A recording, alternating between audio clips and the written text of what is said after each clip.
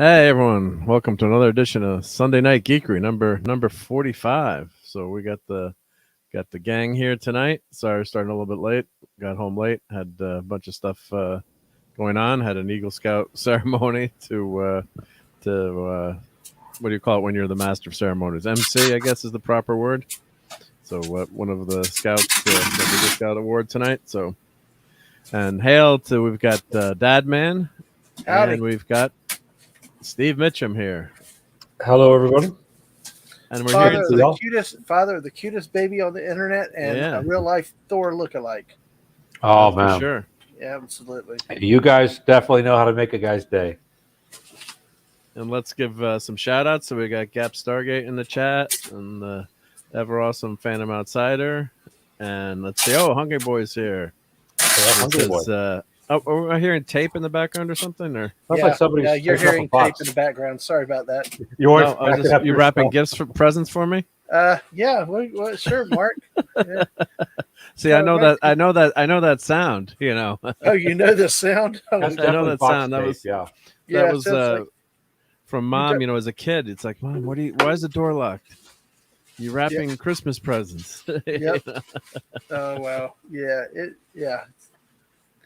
That's funny. You recognize the sound though. Yeah, a toy person always recognizes that sound. So in our house, then what happened in our house? Santa Claus's gifts were unwrapped. So I don't think we have any really youngins out there. Hopefully Maddie's not listening, but I carried on that tradition. So it was a lot faster for the Santa gifts not to wrap those. Yeah. Actually, And Pat S is here. Yep. Hey, Pat S. Pat S. Hope you're doing good, buddy. Oh, I got to talk to you about. I know you had a toy find a few weeks ago. You got one of those communicators. I got to talk to you about maybe making a deal for one of those.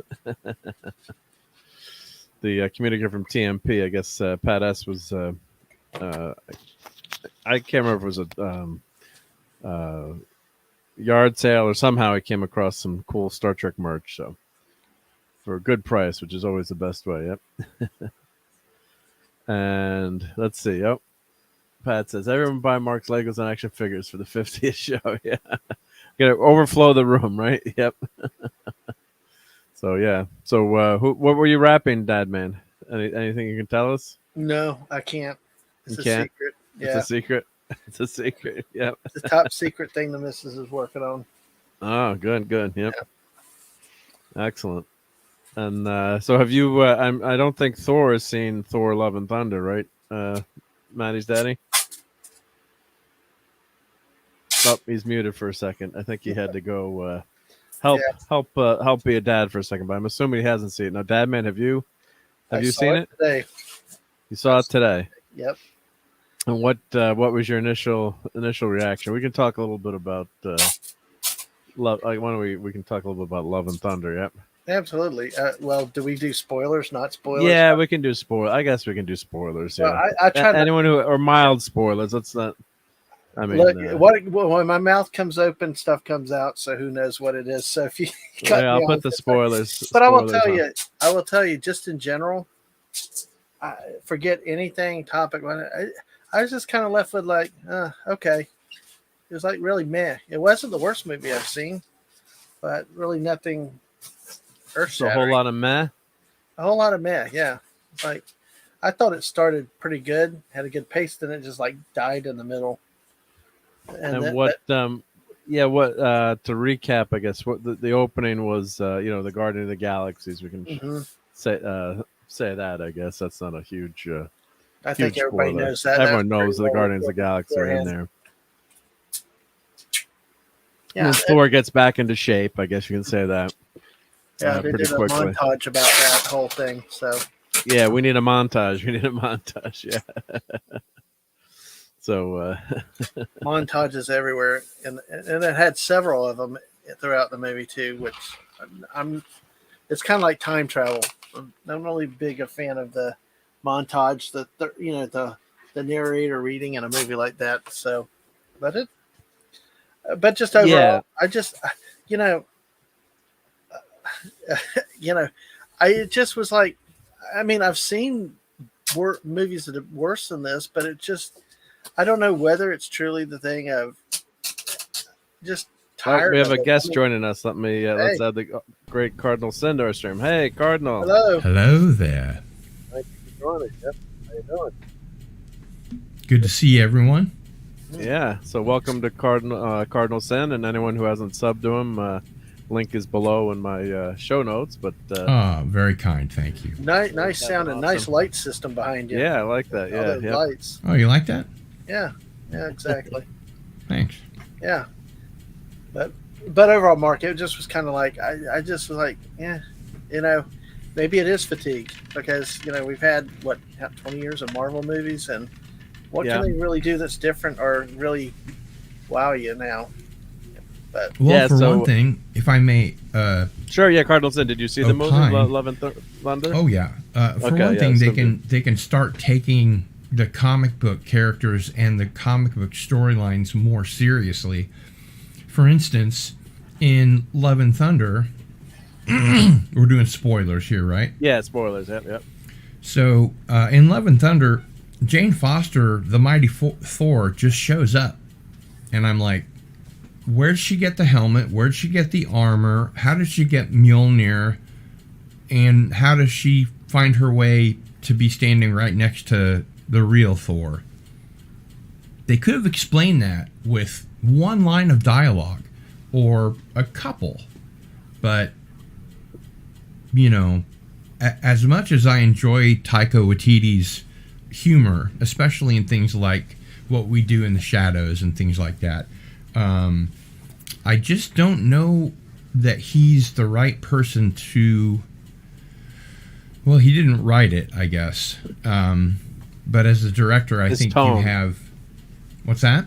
His tone, I guess you would say, right? His tone. Yeah, it's just... The director should realize that there are plot holes that can be filled with a one line of dialogue or something else. You're supposed to show, not tell, when you're doing a screenplay. And in this case, they could have even just told, but they didn't. And I wondered, after the movie was over, I actually went to the theater to see it. I remember sitting here going, wait a minute, how did she get there? And how did she get the helmet and the armor and the powers and Mjolnir? And while I'm sure in the comics it's,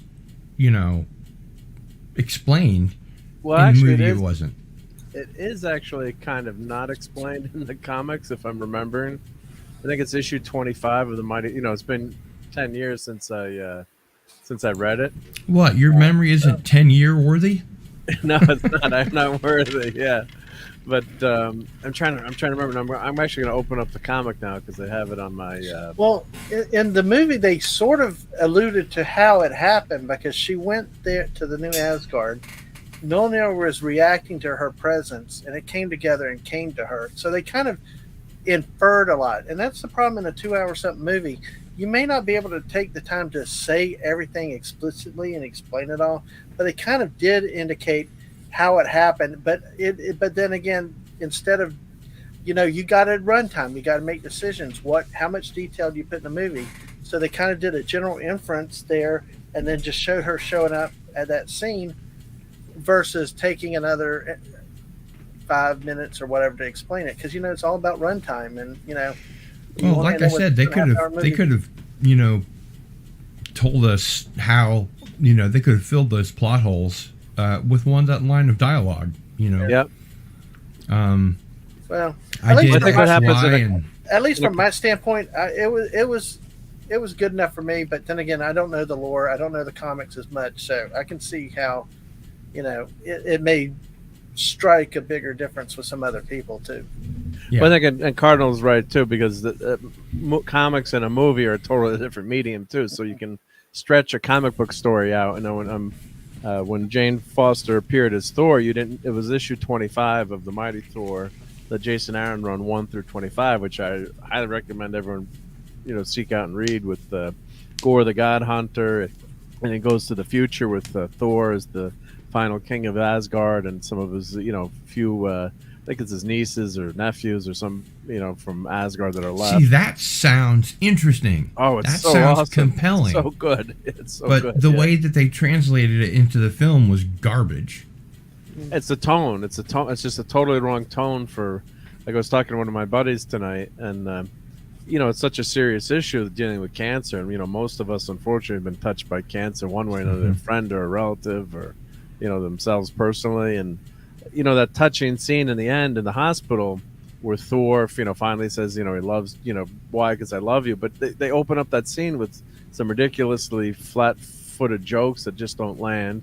And the end of the scene has some jokes, and it could have been such a beautiful scene. I think Wakiti's, it's like, these go to 11. It's like, he got a lot of positive feedback from Ragnarok, and Hemsworth is great comedic actor, great timing, and with that ability, he just took it to the next level, and it just doesn't fit the theme of the movie. Maybe if he did Ghostbusters or something like that, that might be fantastic. They did Ghostbusters 2016. Yeah, but what he did, yeah, right, with that, yeah, but with better writing, but yeah, it was a total, it just took away from the story. A few jokes here and there are fun, or fish out of water with Thor is good, but Marvel's been using a lot of that humor in all of its movies for so long, and because my daughter and I explained it, because I did get to see it with her, and what TD does is, we had Ragnarok with all the jokes, but that was one of the biggest attractors. I understand Marvel uses jokes, I understand he does, but it was like it was just too jokey. The whole thing. Yeah, it was like, at what point jokes every 5 minutes, sprinkled wherever. The other thing is, at what point do I take Thor seriously? Yeah. When he speaks with authority and power, like in one scene with the kids, it's like, finally, we finally had the adult in the room, and why are we just finding out now that one of his superpowers is giving the power of Thor to 50 children, and they're all Thor too? That was a great scene, but I agree that was. That could have come in really handy in Endgame. Yeah, Yeah. with Thanos and everything.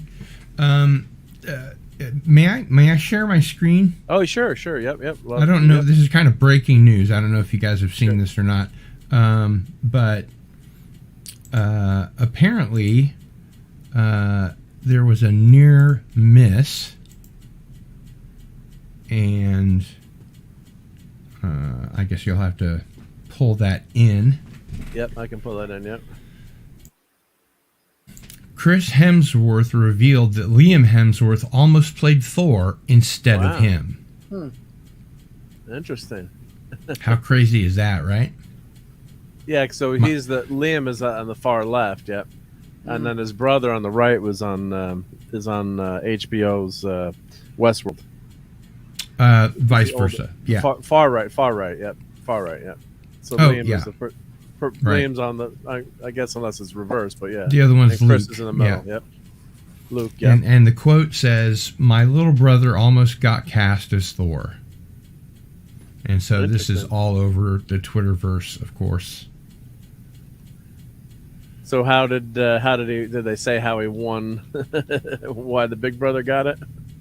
I actually didn't go that far into it, but I wanted to share this so that people could check it out if they wanted to. And Liam is wasn't he dating Miley Cyrus for a while? Were they married or? I have no idea. I don't pay attention to stuff like that. See, I pay attention to some of that stuff. Yeah, but so she could have played Jane Foster. Yeah, and they could have a singing number. There you go. The problem is the cast is good. She was better than normally. Jane Foster. What's her name? I'm forgetting her name now. The actress. Oh, what's her name? Who was the Wakiti? Natalie Portman. Natalie Portman. Thank you. The forgot was in previous Star Wars movies. He asked her to be in his Star Wars project, but I've already been in Star Wars movies. It's just too much. I mean, it's just. And she had to act against the Board of Wood, Christian Hayden, Glenn, one. then. In some ways, I think she was worse. Actually, I don't know. Acting against that guy must have been the hardest job of her life. But yeah, both ways, it was not a. He has all the charm and appeal of a bowling ball. The Clone Wars not have much good dialogue, and we'll leave it at that. Yeah. But although compared to the sequel trilogy, the prequel trilogy is like Shakespeare. Yeah, I 100% agree with that. Yeah, I mean, they've aged actually pretty well. I mean, other than not liking the Clone Wars that much. I know, Dad, man, you're a huge Star Wars fan, but that was some of the worst written dialogue, I think, in that movie. But we did get new worlds. We didn't get too much of Tatooine. We didn't get all sand. We got different worlds, and every freaking show on Disney Plus has to be on freaking Tatooine. I know, really. I mean, it's like, come on. Like there's a whole universe out there. This is just like a pebble on the outer rim of the galaxy. There's a whole galaxy. Can't we see some of the rest of the galaxy, please? No, you can't. You're not allowed. No. For fuck's sake! It can't happen here. Not gonna get that. Not gonna get that rest of the galaxy. So, I'm just tweeting out that we're live now. Let me so as I do that. But we've got the awesome Pat S just joining us. So, hail Pat S. Wait, now he's reconnecting. Come on, transport in. I hope got to increase the pattern buffer in here. Come on. Are you oscillating the secondary confinement beam? I'm trying, but it might be, maybe he's been stuck in the pattern buffer for too long. So. Yeah, that's possible. And hail to Captain Cockney Spock. And Maddie's daddy is back. And here, hopefully Pat S is back now. That's an ugly rumor. I am not back. You're not back? Nope. Hail Cardinal Sin, the most generous man on YouTube. Hail Maddie's daddy. Good to see you, sir. I always enjoy your shows when I get a chance to see them. They're usually on when I'm driving home, but you used to have like these really fascinating guests. I really enjoyed the one with Tracy Torme a lot. Mm-hmm. That was a great show. Yeah, it really was. It really Looking forward to getting him back on the show. I have an email out to him, so we'll see what he says. Has his internet approved? Because I remember that one show that he was on, like the mountain where he lives. His internet has gotten a lot better. Somebody paid to get his internet, juiced connected, up. But I haven't seen him, in the new internet. So. No, it was a fantastic interview, but then a couple times his internet, took the kibosh. Yeah. Which is tough when you're hosting too. It's very difficult. Just have to kind of get used to it, but yeah, you gotta have patience. Yeah. That was because I love Sliders. I love that show, Sliders. And of course, he wrote a lot of great stories on TNG, and he's a great master of the genre to steal your line. So lots of UFO documentaries and all kinds of cool stuff. Yeah, I've seen several of those. It's not really my corner of the internet, so I didn't know who the guests were sometimes, but it was very interesting. Always very erudite, learned people. That's kind of the idea, Yeah. Yes. Yep. So. Yeah, I was going to say one of the I'm glad Steve brought that up. I was going to hop on real quick and just say two things, and that was one of them, is that Mexican Iron Man pulled me aside a few weeks ago and was like, dude, when Gil's show, Cardinal Sin's show on Wednesday explodes, he's like, this is going to be the biggest thing. And I went back and I watched some of them, and I started watching them and everything, and I'm like, they just have Steve, I hope you know what I'm talking about, because when you said you were driving listening to him, it reminds me so much of that.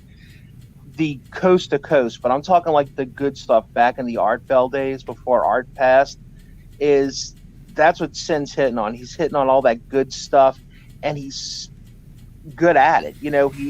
He's fun to listen to, like Art was.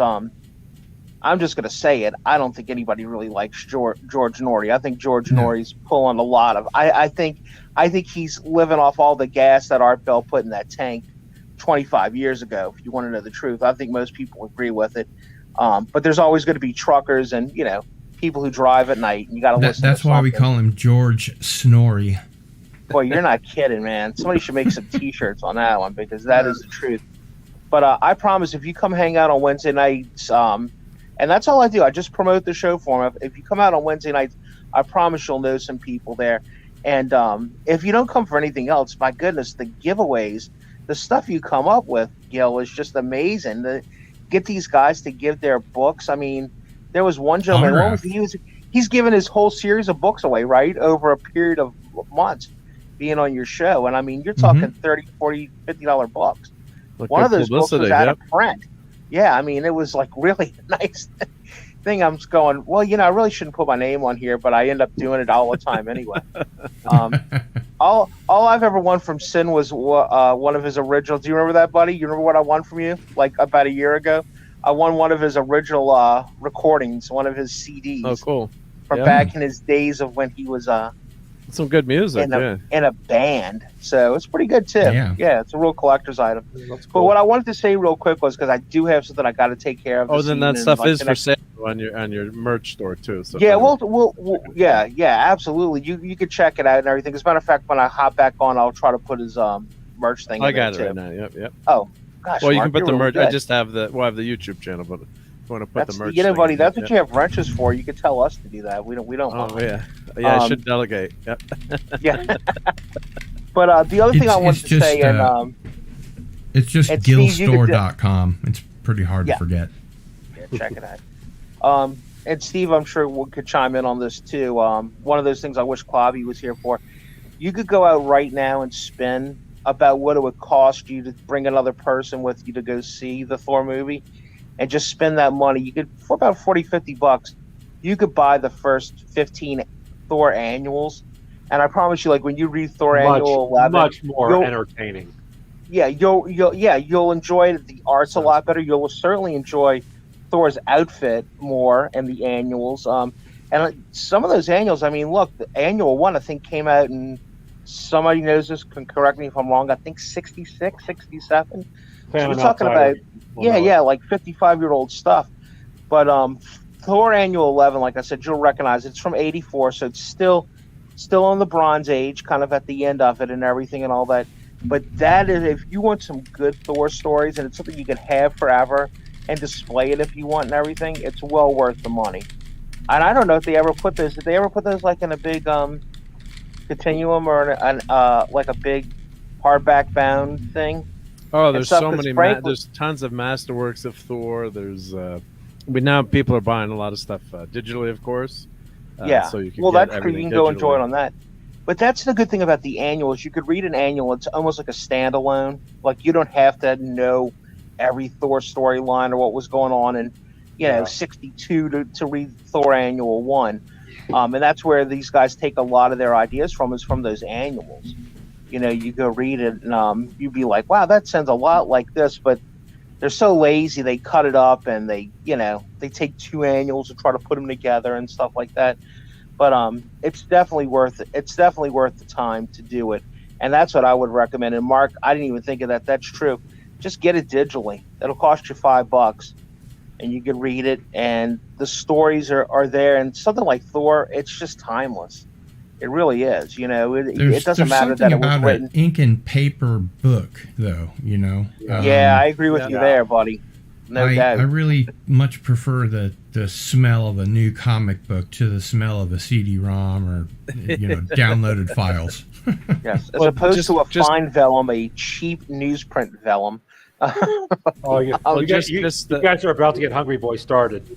I can feel it like warming up. What you could do is Hungry Boy, right? Oh yeah, the great artist Hungry Boy. Yep. Yeah. So Hungry Boy is a very learned. He's not just a comic book artist. I mean, Hungry Boy can speak on. He could use the Italian terms sfumato and castropato. I can't say it. Contropasto. He's very well educated in art in general, not just comic book art. And even though he won't divulge his identity, I can tell by the way he writes that he's an outstanding artist, very well educated artist. I'm sorry, I didn't mean to interrupt. No, that was No. perfect. But look, buddies, I'm going to go ahead and jump, but I definitely wanted to do that and just, like I said, check him out. He's a buddy of ours because he's here. But Cardinal Sin is really a friend to everybody. He's one of those guys that will help you out and everything. I can't begin to tell you how many times I know that he's been called on short notice and, just jumped on somebody's show. And, Mike likes him, so that must mean something. I'm both Mikes.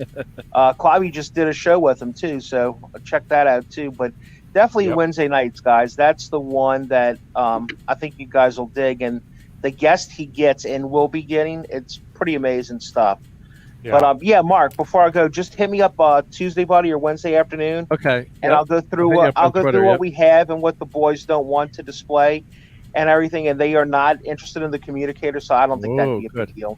Awesome. We'll work something out.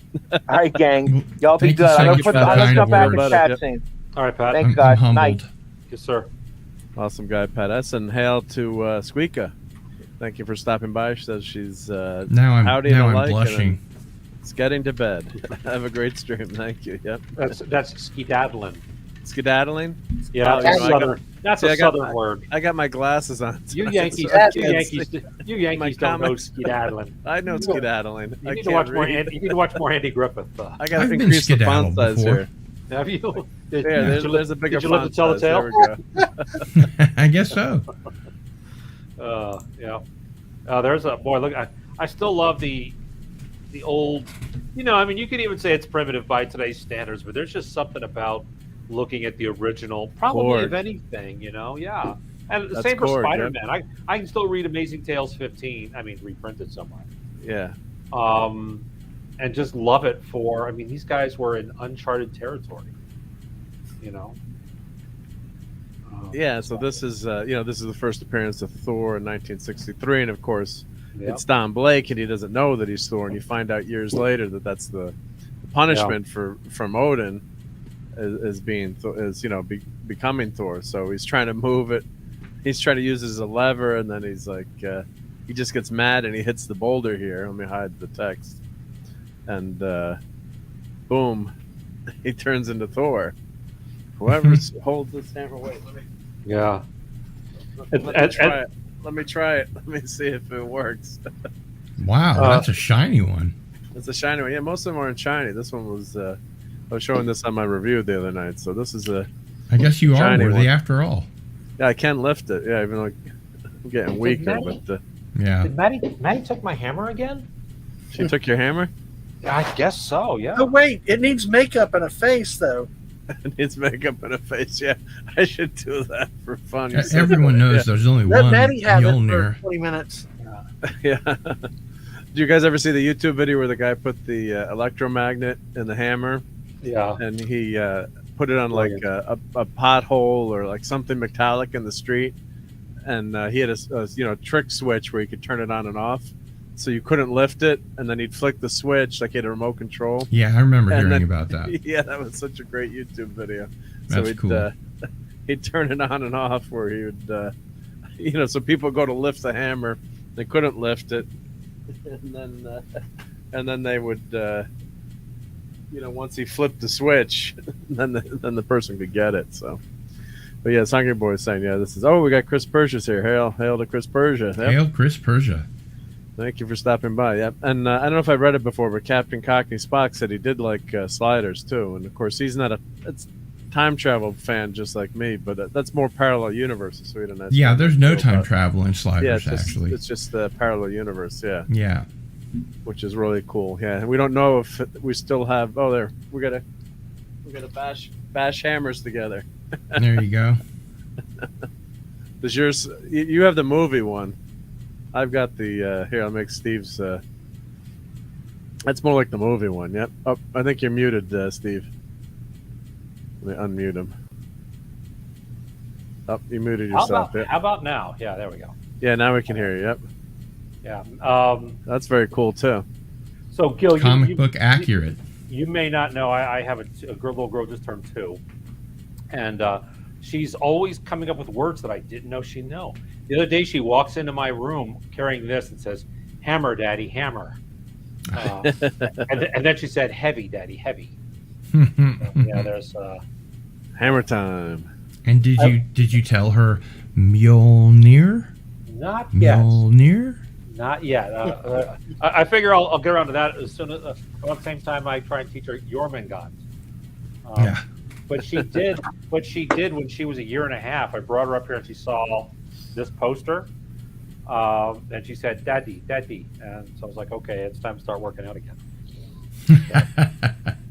And I'm not even that big of a Thor guy. I'm more of a Captain America guy. But when you have long blonde hair, and you work out, you get a lot of Thor jokes. And so you get a I'll lot tell of you Thor. what, if nothing else, Chris Hemsworth is very dedicated to the role. Oh God, yeah. Yeah, I mean, he's to excellent, keep yeah. yourself in that kind of shape. I mean, he's basically a bodybuilder / actor, except it's the other way around. He just could looks give- like a bodybuilder. In 1973, he could have given Arnold a run for his money. Probably, yeah. And he looks Yeah. like a professional. He looks like a professional bodybuilder. And Yeah, he, I'm lo- sure and when he- it- the voice, everything, is. Sorry, Yeah, for an Australian guy, he does a really good British accent, which I guess Yeah. is, at least in Kenneth Branagh's movie, everybody in Asgard had a British accent. So yeah. The most British Norwegians. Yeah, right. ever, Yeah. It's like the 300 where they were all Scottish Greeks. right. Well, that's like when we played D&D, everyone would revert to an English accent or British accent. It's like, well, why? We don't know. But just you would just kind of try to act dramatic, and you don't automatically hit an accent. Yeah. That's actually kind of cool. I've never heard of that before, but I do like Vampire the Masquerade above all other role-playing games because there aren't a bunch of indices and matrices, and there are dice rolls, but it's mostly the play is the thing. It's mostly how well you Interactions, yeah. Yeah, how well you realize your character dramatically in dialogue and the things that you do with your character rather than trying to level up and get more hit points and better armor class. It's all about how you relate to the other characters. Yep. And I really thought that was more fun. So Well, that's when the fun of D&D really hits home too. When you have fun with the, it's great to beat up the monsters or get that D20 to hit a 20, but it's also a lot of fun when you have a good dungeon master who has tricks and hidden, mysteries and things you got to uncover and puzzles and interactions with other characters or NPCs. That's where it gets. I think I'm going to steal that. I have a new show called Gaming with Cardinal Sin. Oh, nice. And I think I'm just going to rename it Critical Hit. That's a good one. Yep. That's a great name. TM. Oh, and this panel here actually reminds me of a ridiculous scene in the movie. So Thor, in the movie, is kind of he's retired. Of course they always have that scene where he's retired. He doesn't know what to do. He's got to find himself, even though he's one of the most powerful beings in the universe. And he starts riding his hammer like it's the new Stormbreaker, like it's a witch's broom, the wrong way. Remember that scene? Yeah, that was funny when you hopped onto it and took off and said, "Catch up." This is in Love and Blunder. Yes, it is. Yep. I haven't seen it. I'm not going to see it. Glove and blunder. So you don't mind some few spoilers here and there. But, I don't mind because I'm not going to see it because it seems to me they're turning Thor into a buffoon, into comic relief, and certain characters that I'm like Clobby in some ways. I like my characters to be the way I think of them. I want it's like when as good as Val Kilmer was, actually he was just okay in his Batman movie. Blonde Batman just doesn't do it for me, So I want Thor to be who Thor is. He's he's not the reluctant hero. He's one of the few that actually loves being that strong. Wants to fight everybody, prove himself. I am the strongest there is. he's not the I'm not going to Alderaan. I'm in enough trouble as it is. That's not him. And when they take him and they make him, kind of a buffoon, I take issue with that, and I'm not gonna give them any of my money. So, Well, I wonder if it's not necessarily intending to make him a buffoon, but they just override that quote humor so much that it happens to make him look like a buffoon.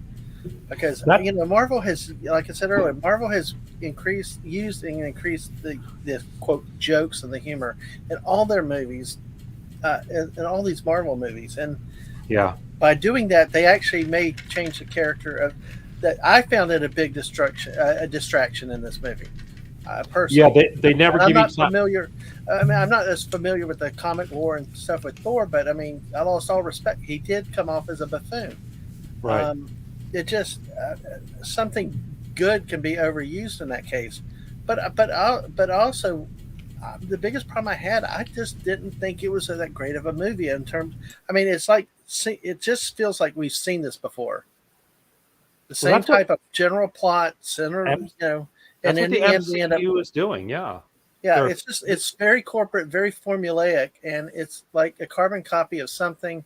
We just knock the tires off, change the tires, and put another coat of paint on it. Yeah. And Yeah. that, because like I said, I went in with a blank slate. I expected nothing and everything else, and I try to do that with all these movies to get a fair shot. There's things that bothered y'all that didn't really register with me, but in the end, I just didn't think it. I think it lacks something as a movie overall that a lot of the early Marvel movies had. So it turns out that Love and Thunder screenplay was written by Taika Waititi and Jennifer Caton Robinson. So I think that explains a lot. I don't know who that is. I don't either. But Taika Waititi is the director, of course. Yeah, he's always going for laughs. Yeah, and they really needed someone like a Marsha Lucas type that could go over it and say, this is too much humor. This is too much. We don't need this. We don't need this. I'm not one to say of any film that it's okay for the studio to hand the director notes or that kind of thing. I think a director should be left alone to fulfill their vision. But in this case, it really needed somebody to tell him what's you said it going perfectly. He needs a Marsha Lucas. That's the perfect way to put it. He needs somebody to say, hey, you need to dial this back a little bit, because he does some good stuff. I mean, like some of his visuals, the fight with the Hulk was great. I thought that was really well done. He's the first one to suggest that Thor would beat the Hulk because, and it wasn't power against power. It was the fighting knowledge of somebody who's 5,000 years old. He's got some experience. Yeah. So he didn't even address the who is stronger, which I think was a good idea. The landing on the bridge to Immigrant Song. That's he did some really good stuff. But then he went into the laughs, and he went into the whole thing. It just drives me nuts. So they come up with this Valkyrie character, and they establish she's a coward who, rather than die for her country as a good soldier would, ran away and hid for a couple of thousand years. Then she attacked her king and sold him into slavery, and suddenly she's now good enough to be the ruler of Asgard. And not just the ruler of Asgard, but king, not queen. Yeah. King, because I guess there's already a queen. Hela's the queen, right? Yep. And Hail the Six. Hail Six. Six just joined us. Yeah. I think the movie unfortunately has there's a lot of stuff I like about it, and I'm going to show a couple of panels here from Thor. But I think the humor got dialed to 11. I think you needed to have someone to tell him to just dial it back and change the tone in some of the scenes, because the nuts and bolts are a good story there, and they're dealing with Jane fighting cancer, and I'll show here later when she appears. And, I thought going into the movie that the whole reason that she became the Mighty Thor was because it would cure her cancer. Well, actually, in the comics, it's explained later. she just appears in the comic if my memory serves when I pull it up. This is the first issue I wanted to show. Where this is a young Thor with his axe. It's kind of his battle axe he uses before he's got Mjolnir. So this book is fascinating because it travels forward, current time, back in time, and into the future, showing different parts of Thor's life. Mm-hmm. And it's only 25 issues, so it's an easy read. And Right. And they're discovering the God Butcher. Thor's discovering the God Butcher as a young person. He said, how could he die? Here it's tough to see the panels, but it said he was a god. How was he slain? So they're he has an encounter with the God Butcher Gore in this first issue. So it's a really well done storyline. What did the rest of you guys think about the way they treated Zeus in the film? Hail Apollomy. Hey, Apollome's minion is here. Well, Hail. Good friend of the channel. Yeah. You guys will have to talk about that because, like I said, I haven't seen it. I'm not going to see it. So, yeah. You go ahead. Well, I just want to address Dave asked us. The CGI I thought was fantastic. I mean, I think living in an amazing age where you've got all these effects and where you can have a comic book character come to life and these monsters and demons, demigods. Where they do go too far is spoiler alert. We do have a god of dumplings, so that was a great laugh on the god of dumplings. But that kind of stuff is a little bit crazy when they go to. So part of the movie is they're trying to go ask help from Zeus, and there's kind of like a Clone Wars or Star Wars Senate scene. You've got this big, huge, upside down chandelier. You thought it didn't evoke that kind of galactic Senate a little bit in my mind, and all these crazy, fun characters, and that's when you can use the CGI and go over the top. So they did have a dumpling character on a spoon, their dumpling god. I'm forgetting his name, and but Zeus. So getting to that question, Zeus was just kind of portrayed as a moronic frat boy to me. I mean, maybe I don't know what you guys thought of that, but I just didn't like the way, my friend who I saw the movie with kind of liked it, and he said people liked it. So we're kind of arguing over it, but I'm like, I don't think it was an awful film. I mean, the structure of the screenplay and the structure of the film itself was good enough, but like I said, I could have used 50% less of Taika Waititi jokes.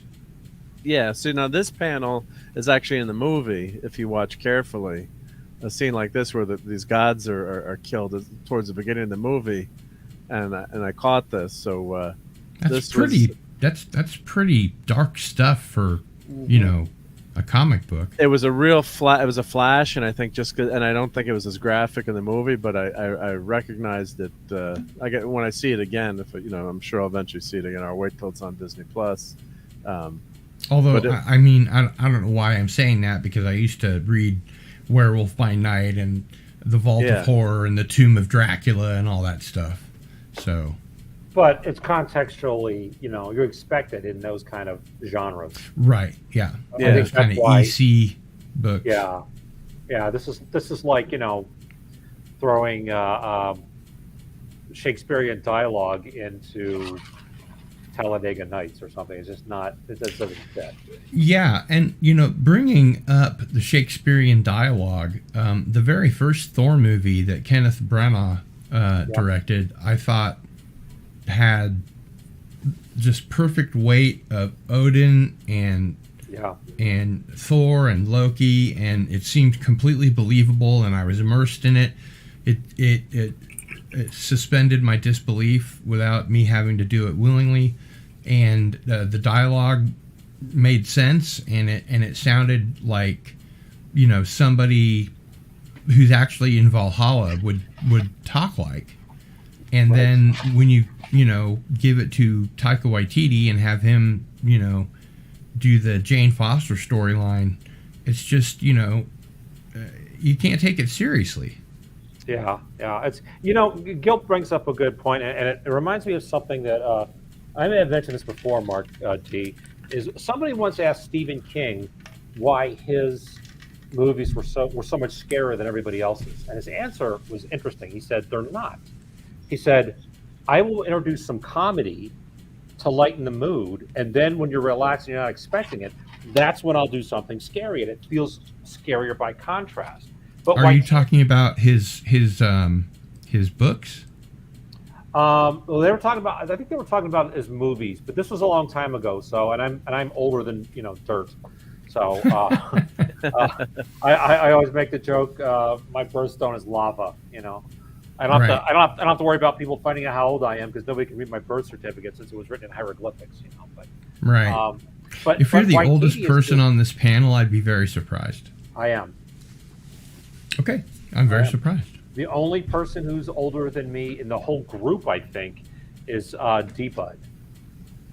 Because I think D-Bud said he was born in the late 50s. So that makes him... But Thor, you age less as an Asgardian god, so you're older, but you look younger, yep. I was born in the late 60s. I'm 68. I'll give away my age, so. How old? 68. 68? No, he was born in 68. Born in 68. Oh, okay. Born in 68. Yeah, you not 68. I was like, you don't look like you're 68. Hey, I look great for 68. Yes, I'm older than Claudia. I hope I make it to 68. Yeah, I'm older than everybody. Yeah. Okay. Well, hey, you look fantastic. Well, I like hanging in this group because I'm not the old man hanging around. So yeah. We call him kid. He's 55. We call him kid. No, yeah. Kidding. I like all my Fortnite and other groups. I'm the old fart. Yeah. Hey. But my point was, and piggybacking off of something that the Cardinal Sin said, was that Waititi, it's fine to do comedy. It's good to break up the stuff with comedy, but he's not. He's breaking up the comedy with some action, and he needs to flip the script. I mean,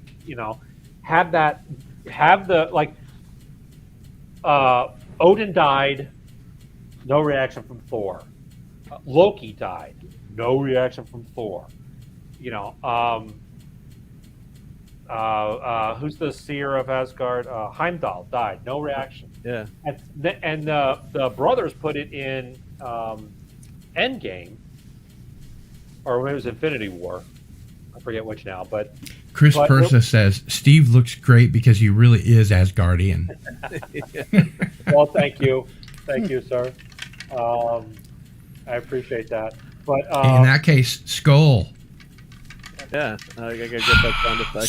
Skull.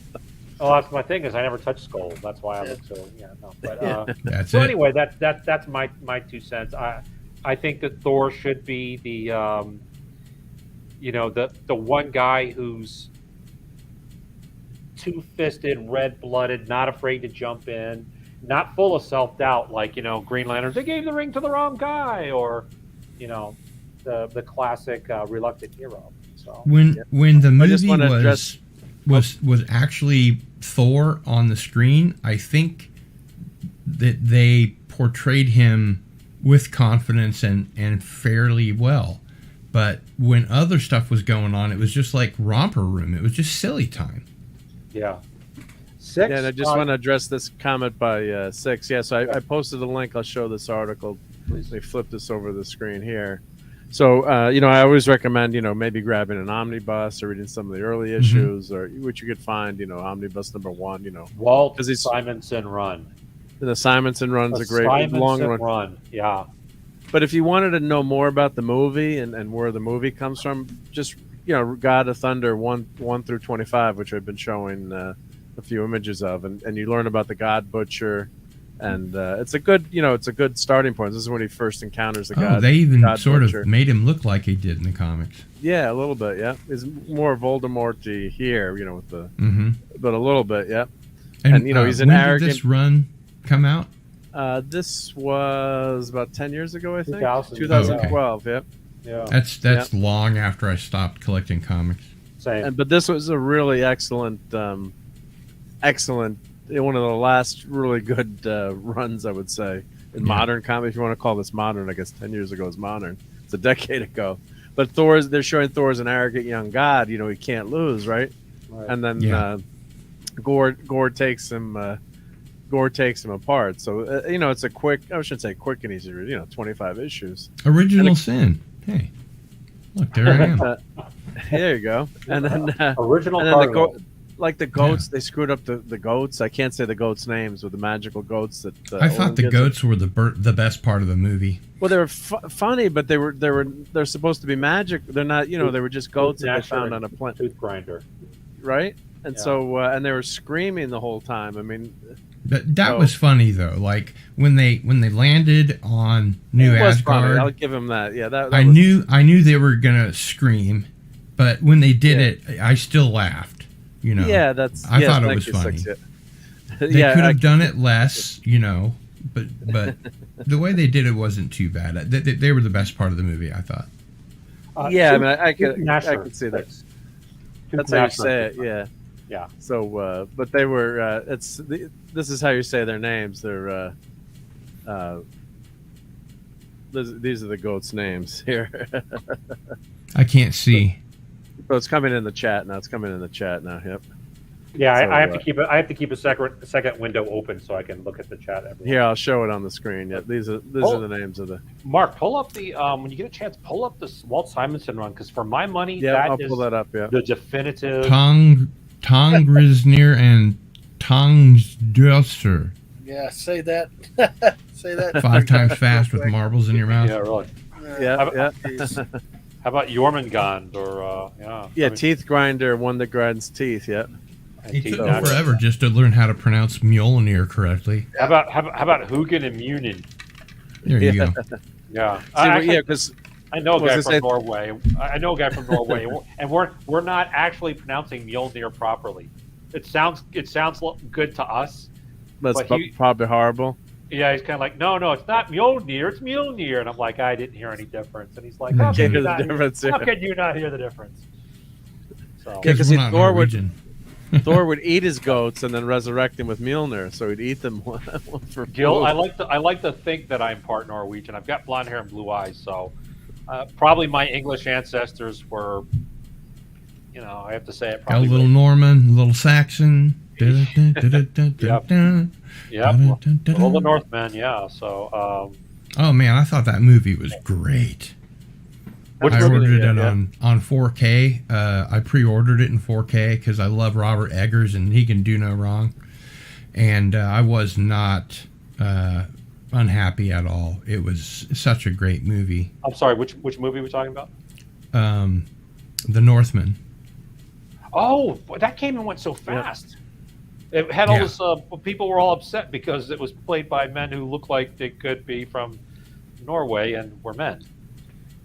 Yeah, exactly. It makes no sense to me because, I want to see Heimdall as a Norwegian-looking guy the same way that I don't want to see a white guy being a Wakandan. Right.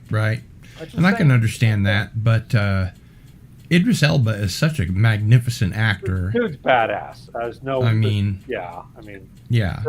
There's got to. If he were younger, he'd probably make a good T'Challa. If he were younger, he'd make a good James Bond. I think Henry Cavill should be the James Bond. Yeah. I have no. Did you know that when they were doing the screen tests on Daniel Craig, they were also doing them with Henry Cavill, and Henry Cavill didn't get it. See, I don't think Daniel Craig, for the same reason. I know it's very superficial, but James Bond, I had this vision in my head of what James Bond should look like, and it's not him. It is Henry Cavill. I think is perfect. Well, I think he would have been really good, but I knew that the movies. The movies were written really poorly in the last 5 films. The era of the modern Bond, yeah. The Daniel Craig version. Daniel Craig Bond, yeah. And they were more Jason Bourne movies than Bond movies. So I mean, maybe it's a good thing that Henry Cavill didn't get to be James Bond. But because it would have been just as bad with the writing that we had in it. Yeah, exactly. And Dadman, you were going to say something? Steve, go ahead with that real quick. I was just going to say, this is Steve Reeves, the original Hercules. Mm-hmm. And he was the first guy to be offered the James Bond role, and he turned it down because it was too much of a pay cut for him. Wow. That's interesting because He was also I know that Good, Bad, the Ugly. I know that Patrick McGoohan, who was at the time the best paid actor in the UK for Danger Man / Secret Agent, depending on which side of the pond you live on, and he turned down the role twice, but he recommended his friend Sean Connery, and they gave it to Sean Connery. Well, I read I read obviously Steve Reeves' book. I'm a Steve Reeves fan. I'm a fan of old classic bodybuilding. Yep. And he said that, he turned down the Clint Eastwood role, The Good, Bad, the Ugly, because the money was too low. And plus, he didn't think that it was so funny. He didn't think an Italian director could do a Western, even though he was in spaghetti sword and sandal movies. But he also turned down James Bond, and he refused to lose the weight for Samson and Delilah, which went to Victor Mature. Now, I apologize. Dad Man has been waiting very patiently to. Yeah, I'm basically with your point. That's exactly how I judged Daniel Craig. Never accepted it. Even Timothy Dalton, the Remington Steele guy, obviously had that look. Dark hair, The charm. very charming. Yeah, it had that look. Shaken, not stirred. Daniel Craig physically is a completely different appearance than any of the other Bonds. Moore, Connery, it didn't work. It just He'd have been a good Bond villain. Yeah, probably could have done that, but you know what? How many other? Cavill has that look like the other Bonds along the way. He's got the charisma.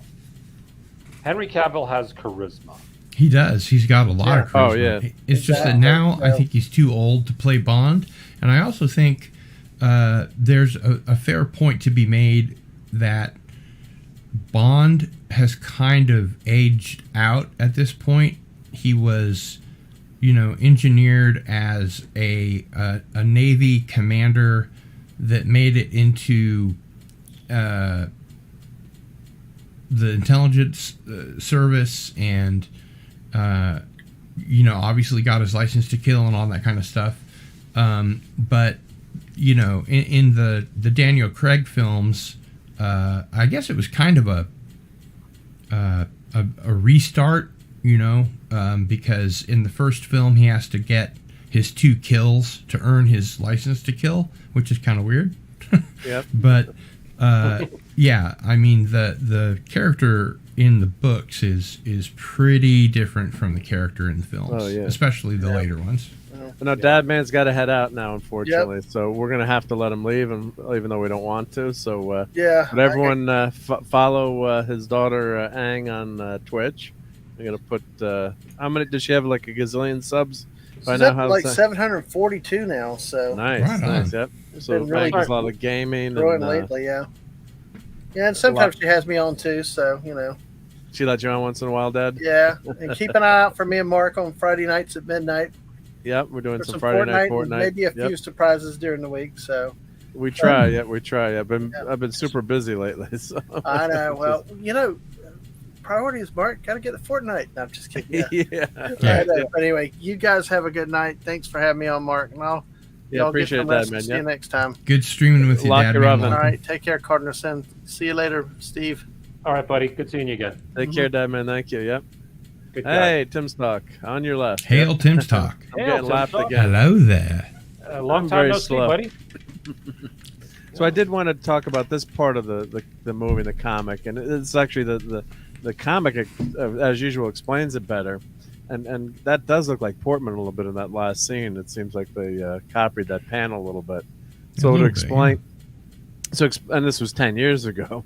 She's got those lips that look like somebody smacked her, and they she's sunken eyes, and obviously very sick. So in the comic they explain that On your left. when she turned in the physically perfect Thor, the body purged the chemo that was helping her mortal self heal. The process did not remove the cancer itself because it's part of her on a cellular level. So every time she changed, it actually set her therapy back by leaps and bounds. So they kind of inferred that in the movie, but maybe didn't do a great implied. They implied. You inferred. Implied. Yep. Thank you. So So that's what that last scene where she comes in to save the day. Hey, Courtney. Hail, Great Courtney. to see you. Hail, And, Courtney. So that's what was really tragic about this book, and I thought that scene was just had some great lines. I in don't there. understand how Jane Foster, even if she's stage 4, can become the mighty Thor and becoming a goddess, I guess, wouldn't purge her on a cellular level of cancer, so that when she went back to her human form, that the cancer would have to start all over again. I think they stole this idea from Black Adam. The Black Adam, and he's defeated, and so he has to say the word Shazam and turns into a 10,000-year-old man and turns to sand.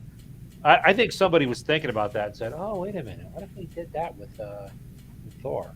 But it's just a guess. And the reason that Thor lost the power in the comics, lost his Mjolnir in the comics. So in this, Mjolnir is destroyed in the MCU. What happens? Nick Fury whispers in his ear, and he says, "Gore was right. The God Killer was right." So Thor is overcome with self-doubt, and when he goes to lift Mjolnir the next time, and it's in the blue air of the moon, he can no longer lift the hammer. So that and to a degree, I think Gore has a point, although I don't agree with his methods. I think that most of the gods that are portrayed in Marvel don't really have any concern for their people or the people that worship them. They're just sort of, plebes and whatnot. And it makes sense from Gore's perspective. The god that he worshipped ended up, almost killing him, and that completely transformed him. That was a catalyst that transformed him into Gore the God Butcher. And I thought, at least in the film, they did a really good job of that. Yeah, in that opening scene where I'm not sure which god it was, the god of sunlight or the god of the sun. Yeah, it looked to me like it was some kind of a Hawaiian god. Yeah, I'm not sure. It wasn't an Asgardian god, I don't think. And, no. But he's really could care less about Gore's suffering and him praying to him, and he's he takes his necklace off that is honoring him and said, "You're no god." And that was a great, that was a very well done scene, and that wasn't a little bit of comedy in there in terms of how the god didn't care about the human, of course, or Gore's I guess an alien, but another planet. But why would he care about him? So that's the one thing I think they did do pretty well as far as the comedy in the film goes is when Zeus was gonna flick off his garments, his garment, so that he could see who he was, and he ended up just denuding him while he was chained up, and he said, "You flick too hard, damn it!" Yeah. Oh, good impression. I think that's better than your walking. Actually, that's. Hey, now, man, wait a minute. That was an excellent. Don't besmirch the walking. No, that was an excellent. And I'm gonna put you on the spot now because now he's under pressure to do it again. But that was really good. That was a really good. That was right on point. Well, like they say, always leave them wanting more, right? Yep. And then six to not like that scene, I guess. Yep. I didn't like. I mean, the humor was fun on a frat boy level. I thought it was funny. Yeah, it was funny, but it just if you had like one of those scenes, it was just too much comedy. And of course, if you'd flipped it so it was Natalie Portman up there, the movie would have been banned, right? If they'd done that to Natalie Portman, I mean, of course, that would have been the end of the world. So of course, but the humor continued when the guy that I saw it with in the theater said that there were women that were fainting, and I just thought they were taken aback. I just thought that they were sort of getting all misty. Well, I think it was just more of a Spinal Tap scene with the metal detector. I'm not going to quote Spinal Tap here. Oh yeah, I've actually got an avocado in my in pants. my true pants. Yeah, when the metal detector going. It's like, oh, that was a classic scene. Yep. But yeah, it was humility in the character. Yeah. So the other thing that was Exactly, interesting yeah. in the comic too is they're explaining this article. You know, Jane knew that one more transformation would kill her, which is exactly like the comic. So, Mm-hmm. you know, she sacrificed herself in the end, and then she Why attached. wouldn't she just stay in the Mighty Thor form? Well, in this comic, what happens? She throws Mjolnir into the sun, tethering it to this creature that's going to destroy the universe, and it destroyed the hammer and killed Jane. So in the comic, they explain it. Mjolnir gets destroyed, and that's why she can't stay as. Oh, I see. Okay. Yeah. So it's very tough to read. I know this text here is really super small, probably to read. Man, but that's, I don't know about you, but I thought Hela was the hottest thing ever. she was very cute. I couldn't place the actress during the film, but during the credits when it said it was Cate Blanchett, I was like, no way! Yeah. Am I the only person that thinks that she was really hot in Ragnarok? My wife's not watching, so I'll say yes. She was very cute. Okay. It was the walk. Yeah, but her whole character was Yeah, it was very well done. Yeah. The antlers, the way they did her face, you know, I honestly couldn't tell who it was, and I didn't know who she was, you know, going into it. But boy, she can come destroy my Asgard anytime. Hey, Joe's Atmosphere's here. Hey, Joe, thank you for stopping by. Yep. So I don't know if you saw the Thor. I can't remember if you saw the Thor movie, but I think you did. If I remember. Yep. Yeah, Hela in Ragnarok. Yeah. Hela, yeah, she was. I think it's Hella, right? Isn't it? As No, Raquel would say. No, it's one A. Hela. Yeah, some people say Gila. Yeah, Gila. Yeah, she's in the.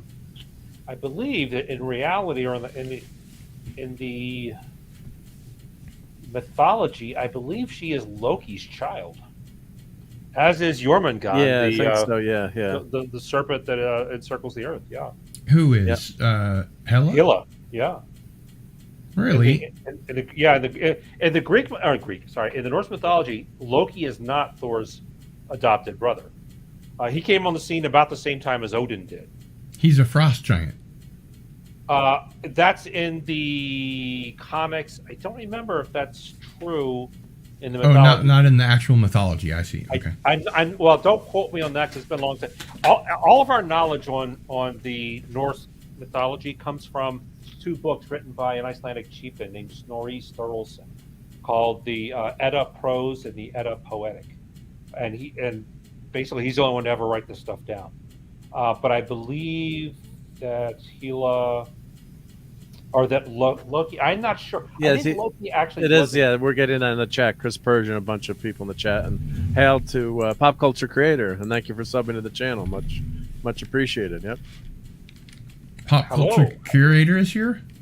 Yes, he is. Yep. Cool. Thank you. Appreciate Hail. that sub. Yep, and he's got a great channel too. So go check that out if someone can find his link and throw it in. But the one thing too, just finishing up this article. So once the hammer's destroyed, Jane unfortunately dies, but Odin revives her. Of course, Odin's still alive in the comics, so Foster can fight cancer without the difficulties of becoming Thor. And then Odin's son returns as Thor with only a speck of Mjolnir left, so that's how they bring Mjolnir left again. So he comes back, and Jane becomes a Valkyrie now in the comic. So that's how it ends. So it's a really, really great tale. Let me pull that back up again. Let me pull up that. And if I can, I'd like to share my screen again. Sure, yeah, go ahead, yeah. Because there's a really great show from New Zealand called The Almighty Johnsons, and most people don't know about it, but it is a really good show. It's really funny. It's very sexy, and they get the Norwegian, the Norse mythology correct. Aren't they Everybody like should know about it. Aren't they like reincarnations of the Norse gods? Mm-hmm. Oh, interesting. Yeah. Yeah, I've shared my screen there if you want to pull it up. Like in Let me add that in. American Gods, where We got the. You got the other screen. Yep. Let me remove it. Yep. Share the. You shared your own. The stream. Shared the wrong one. Yeah. You read the. Do the other screen. Yep. Sorry. That's okay. Yeah, it was Netflix, I believe. Was the Almighty Johnsons? I saw part of. No, it was actually originally on a New Zealand network, and I think there might only be one. Yeah, okay. It was like the first New Zealand show to hit it big. I think I've shared the correct window this time. Let me share that now. Yep, and I'm doing a poll right now. Yeah, As you do that, I'm typing. It's a lot of fun. It's very sexy. The women who are in it are super hot, and this is in like the trailer for the show, so it's not a spoiler. But Yep. there are these four brothers, and when each of them turns 21, they become one of the Norse gods, and Wow. so the youngest of them, it turns out, is Odin, and he must find the Frigg, and they put all of these obstacles in front of him, like these hot women who are actually fighting against him and the other brothers, becoming their full strength gods again. And I don't want to say too much more about it because it'll spoil it, but it's worth watching. It's streaming on some channel. I think it might be Some of the services. Yep. It might be Amazon Prime, but it's definitely worth a watch, and I would really recommend that everybody check it out. It is definitely worth a look. How many episodes? Thanks for that tip. Yep. 3 seasons. Oh, okay, Wow. cool. I never heard of it until tonight. Yeah. I have, but So- I never watched it. There It you got go. canceled, then the fan campaign brought it back. Wow. Did it? Yeah, Wow. I'm just skimming Wikipedia, but yeah, that sounds. So 36 episodes. Well, last episode was July 2013, I guess. So the show it's finished, I guess. Then It's obviously. it's an older show, but Yeah, it's but one no, that's it's did get 3 worth seasons, going though. back for. Yeah. So here's the Wikipedia page on it.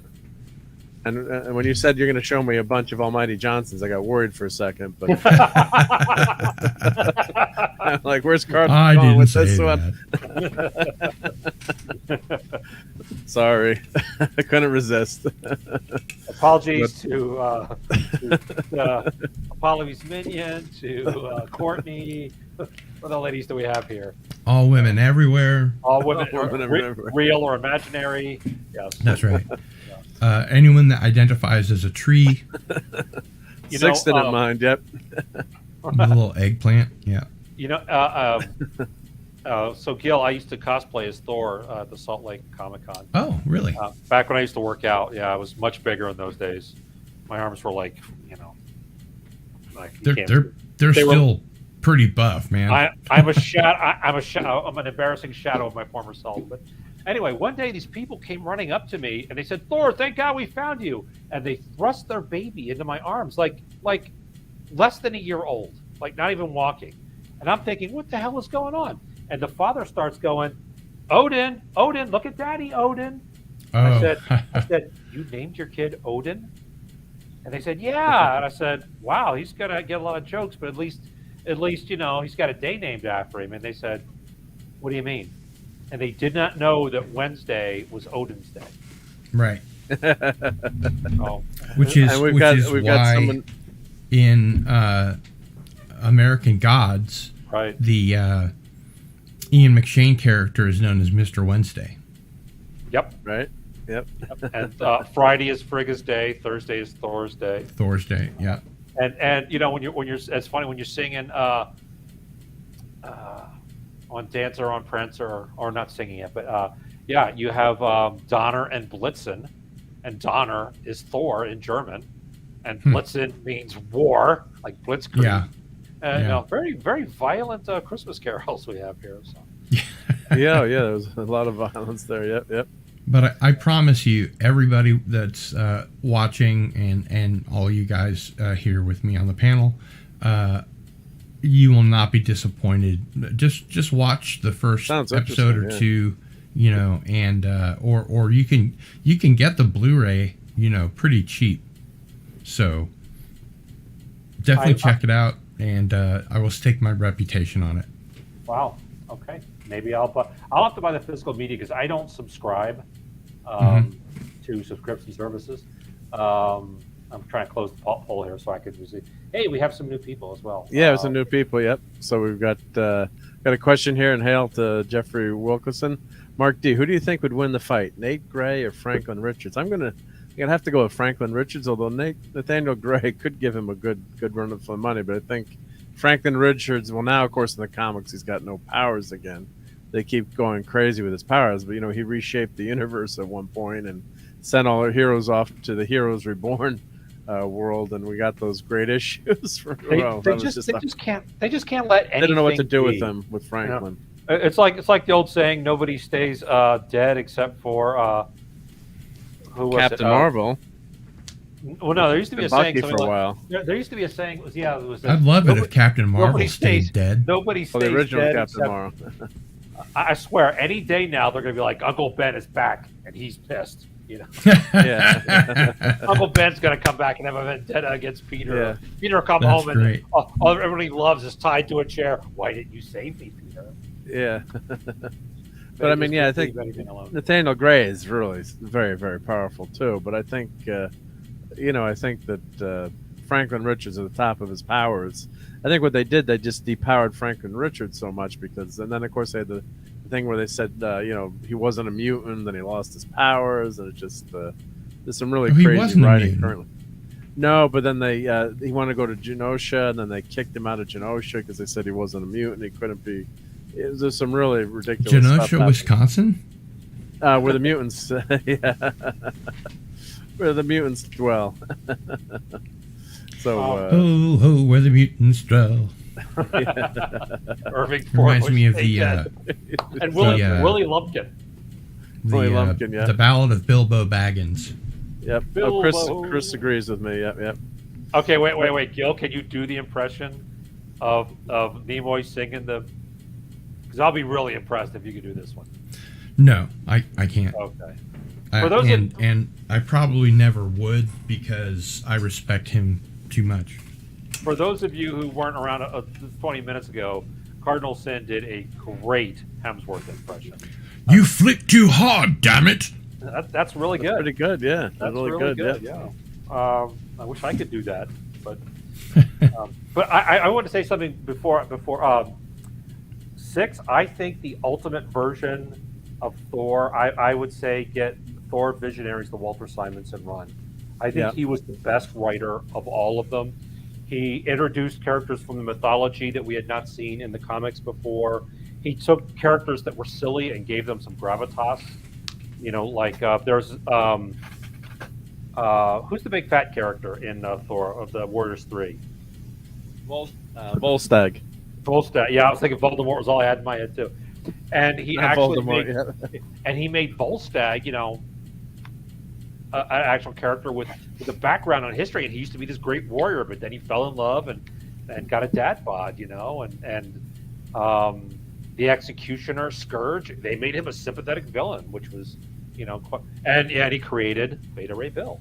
And of course, and hail to Dr. Forbin Colossus. Oh, that's a fantastic movie. Yep. I love the Colossus project. Yeah. Project. It's a great movie. The Forbin project.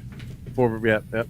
So of course, this is my Beta Ray Bill, one of my Beta Ray Bills. I think this is the best one that they came out with, and I was able to get another one. My nephew loved this figure. So. Is that Hot Toys? It's not Hot Toys. It's Legends, I think, or was it was a line? Was it Hasbro or is it?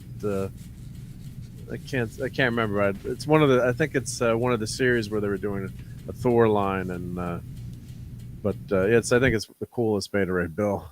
Other than of course, if you had a Hot Toys or something super high end, but this is really well done figure, and that was Simonson. So yeah, definitely look up Simonson's runs. Quite a few issues, but read it in chunks. But it's such imagination too to take a character like that.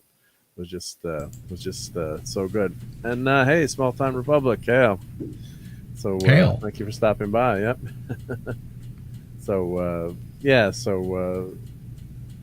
Simonson became a better writer than artist, which is rare. The Thor run was like the ultimate Netflix series, but made in the mid '80s. Yep. So everyone's chiming in on how good that run was. And let me share this screen back again here too. I just want to show this panel here, which is just so good. This is in the Jason Aaron run.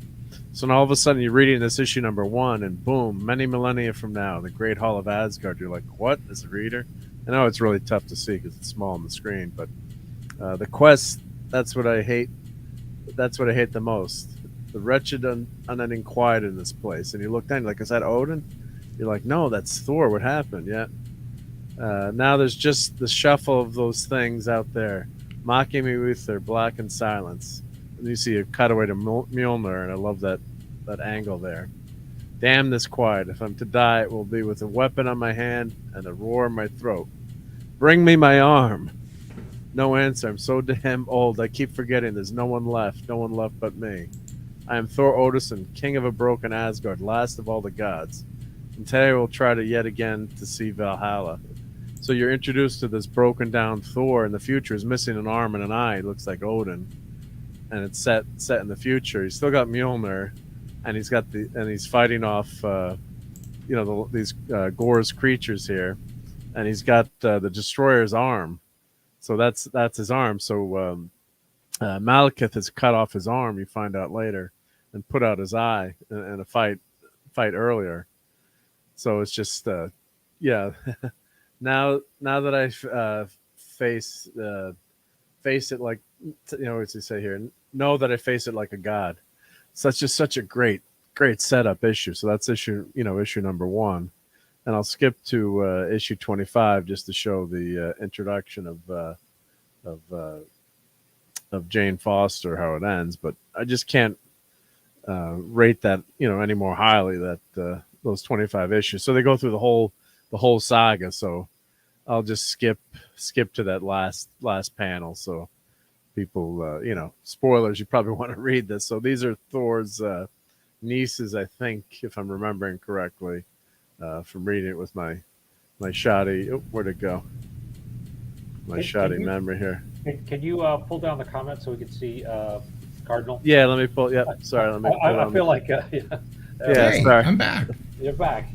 Yeah, you're back. Hey, Yep. I'm back. You're back. Yeah. I can't do Christopher Walken. I feel. Yeah. Oh, I can't see Christopher Walken either, but Yeah. I still try. Yeah. So these are Thor's daughters. granddaughter. Sorry, and you see the reading about him, the many adventures of a young Thor. So they're reading about his exploits, and then you're reading about Thor's nieces are hot. Yeah, right, Beavis. Yep. Yeah, Chris. Yeah, thank you. They're great. See, my memory's we're gonna horrible. Thor. Yeah. I got to reread it. It's been Pretty cool. been Yeah. 10 years. Yep.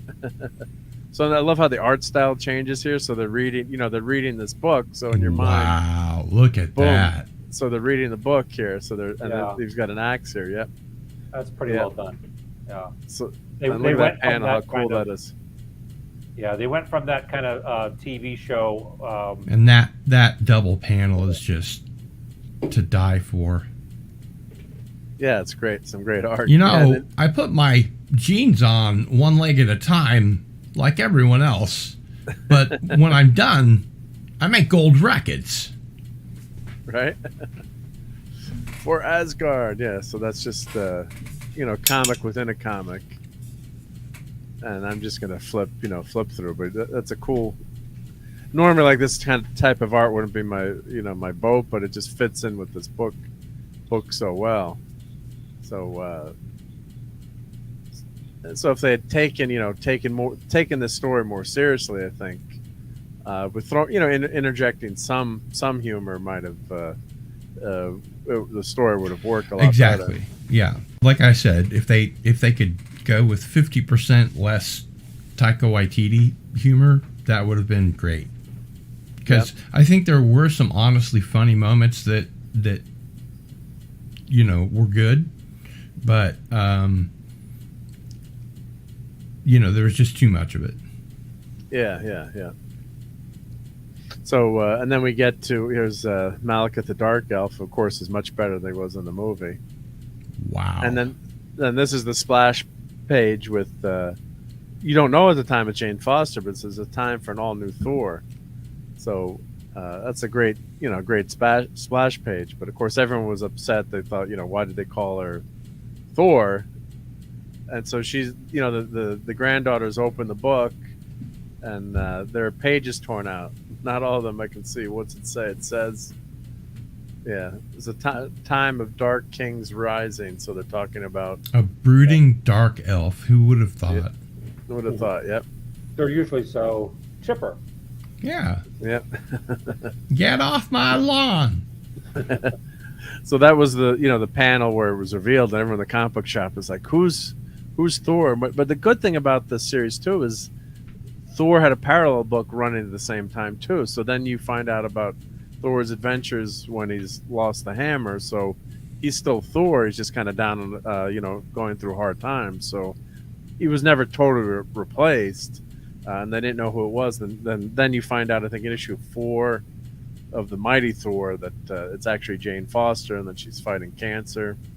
So, that was a great setup. But for that series, is there a reason in the comic why she has to die, and why one more, transformation will kill her? Well, it's because what happens is every time she and Phantom put up a great summary of that before, it undoes all the chemotherapy because she's switching bodies. So right, of course, right. it's a comic book, it's a comic book thing, but Sure. it just makes her more heroic. And when Mjolnir's destroyed, and to save everyone, Mjolnir's destroyed. So then, then she can't, go back and stay as Jane Foster. And as the Thor. I don't want to say Thor, female yeah. Thor, Mighty Thor, because then she's gonna whack me with the hammer. I'm gonna get whacked. But oh no! That was the other scene in the movie when Gore calls her Lady Thor, and she really gets mad. But toss the hammer. It's time to toss into the monitor. Yep. Yeah. So, but what's interesting is you still get Thor's adventures. Mine's invisible. Yeah. Hang on. All you gotta do is this. Okay. There you go. Oh, then your hammer should appear. Wait for it. You ready? Yeah. And then it appears. Yeah. It's time for action. Yeah. So I want a Mjolnir now. All right, Yeah. give me your address. Yeah. We can have one shipped to. Hang on, don't tell me. You're in Kansas. You're in Lawrence. Lawrence. I love Lawrence, Kansas. I haven't been there since the '90s, but It's not the same town that it was when you were here. Oh, really? Oh, it was Yeah, so lots quaint. of developer bullshit. Lots of, hand in glove politics stuff. It's just, not what it used to be. That's yes, the other a thing shame. I love people in the Lawrence. chat are mentioning too, Phantom said she could have stayed Thor and Dark Shadow Logan since they made all these other characters. Now I really liked Kevin Masterson's Thunderstrike, and he of course sacrificed his book only lasts 25 issues of Thunderstrike. So for a while he did replace Thor, but then he became his own character. What's with the 25 issues thing? Is that like Netflix always does 3 seasons and then cancels the show? I'm not sure. Yeah. So for a while, it's 3 seasons in Netflix, right? 3 and done. Yeah. So for a while, I'm trying to remember his origin. I think Kevin Masterson's an architect, and he got hurt in a fight near Thor, and then Thor brought him to the emergency room. There's somehow Odin took pity on him, and I got my brain is scrambled, but he got Asgardian powers, but of course he's got his own hammer, the Thunderstrike hammer here, which you can see. So it's like a triangular hammer. And Phantom's here helped me out with Thunderstrike's origin. I've read the damn book, but forgetting parts of it. But what was good about this, for a little bit he had a kind of a different looking costume than Thor, and I can't remember where Thor was for some reason, but he was acting as Thor. But then Masterson became Thunderstrike and was his own character. So instead of having, making Jane Foster like almost like a Beta Ray Bill, right? Beta Ray Bill is another version of, when you think about another version of Thor, but it's his own character. So they really should have done that with Jane Foster, I thought. So that's where a lot of comic book fans, got pissed off. And I think maybe, Dark Shadow, maybe you'd agree with me too. I think, Jane had that heroic journey, in my opinion. I don't want to put words in your mouth, but then that teed off a lot of us old timers, because they're Right. calling her Thor, and that was became a big controversy. Yep. Dark Shadow's helping me out Tempest here. in the teapot. Yeah, Thor was injured or something, and when Thor returned, Odin gave him his own hammer. Yep, thank you. Yep, and then Masterson had been gravely injured, and I think somehow Thor helped to heal him. Yep. Yeah, so it ticked him off. And Cardinal, you had stopped reading comics around then, right? Or most comics, right? Yeah. I stopped collecting comics actually. I started because of John Byrne, and John Byrne went from book to book to book and put it in his own style, which was brilliant. And then the heathen, the horrible monster, Todd McFarlane, started doing Spider-Man, and they wanted to put him on other books as well, so that it would bring up their ratings or whatever, their sales. And the people that took over Spider-Man drew in his style, and he went from book to book to book. And so the entire Marvel universe fucking looked like, what's his name? I already forgot. Todd McFarlane. Todd McFarlane. Yeah. So he came in with Amazing Spider-Man 298. He had a run on Hulk. He did some of the Gray Hulk, which is some cool. He did some Iron Man, and as he had an effect on each of these books, I stopped collecting all those books, and then I just quit because it looked like funny comics to me, like Sunday funnies type comics. It wasn't serious. Family Circus. It was just really cartoony. It wasn't the comics that I was used to. So I mean, it's just art is subjective, I think. So I love McFarlane, but I can see that when he gets too comic-y or too over the top. I'll show a few pictures of the Spider-Man. Venom was a huge success for him. Marvel just let him do whatever he wanted, and told everybody else to draw like him, and I couldn't stand it. But what happened is just me. He just was so huge. I mean, just so popular. I mean, it's even like normies kind of were talking about Spider-Man. I'm trying to share some. And I think McFarlane toys are cool.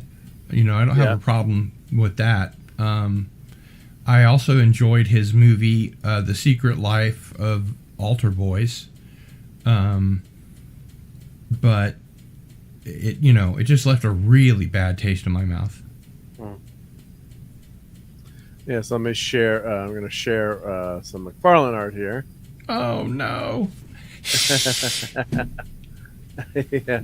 See, I when he did Hulk, his work in Hulk, I think was immediately preceded Spider-Man. I think his style worked better for the Gray Hulk than for some. So I'm in between you guys. I don't really care for him like Mark does. I don't hate him as much as Cardinal does, but you got to find a style. You got to find the title that worked with your style.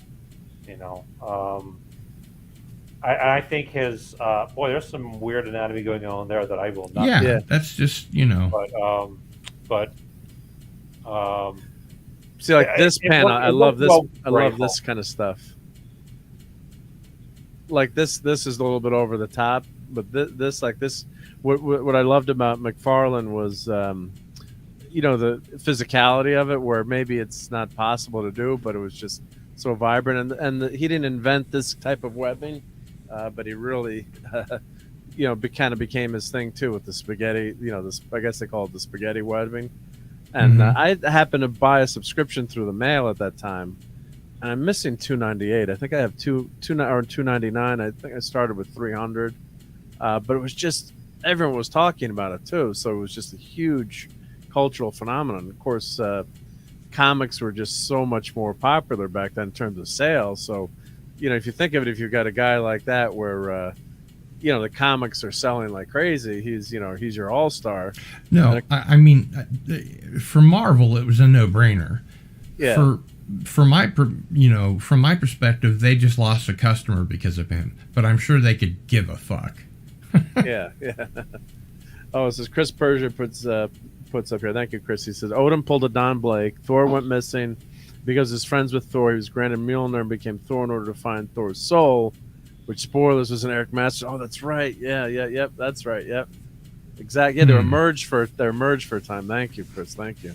After Thor said Eric should remain as Earth's Thor while he settles down with Lady Sif, Odin said no. Only Thor can wield Mjolnir, so he fashioned him the cudgel and became Thunderstruck. Thank you so much for that. Yep. Yeah, I think so that must be after my time. Yeah, that was in the Thor run. And then he got his own book. But yeah, that's right. They were merged together, kind of like a Don Blake scenario, which is really interesting. Thank you for that. Great. I basically collected comics during the decade of the '80s, which I think was a great decade for comics. It was. And you know, now you guys have, you know, understood my way into comics and what I liked about comics and what I disliked about comics and my way out of comics. Yeah. Yeah. Go ahead. Well, I was just say Dark Shadow says I'm catching up now because I want to know how bad they messed things up. They're not getting money out of me for it. Yep. There you go. Are you talking about the comics or the movies? I guess the comics, probably. I'm guessing Shadow. The comics. Yep. And Joe's Atmosphere says he's never a big McFarlane guy. Great creator, over the top artist. Agree with you, Cardinal. Yep. Joe's Atmosphere has very good taste. Yeah.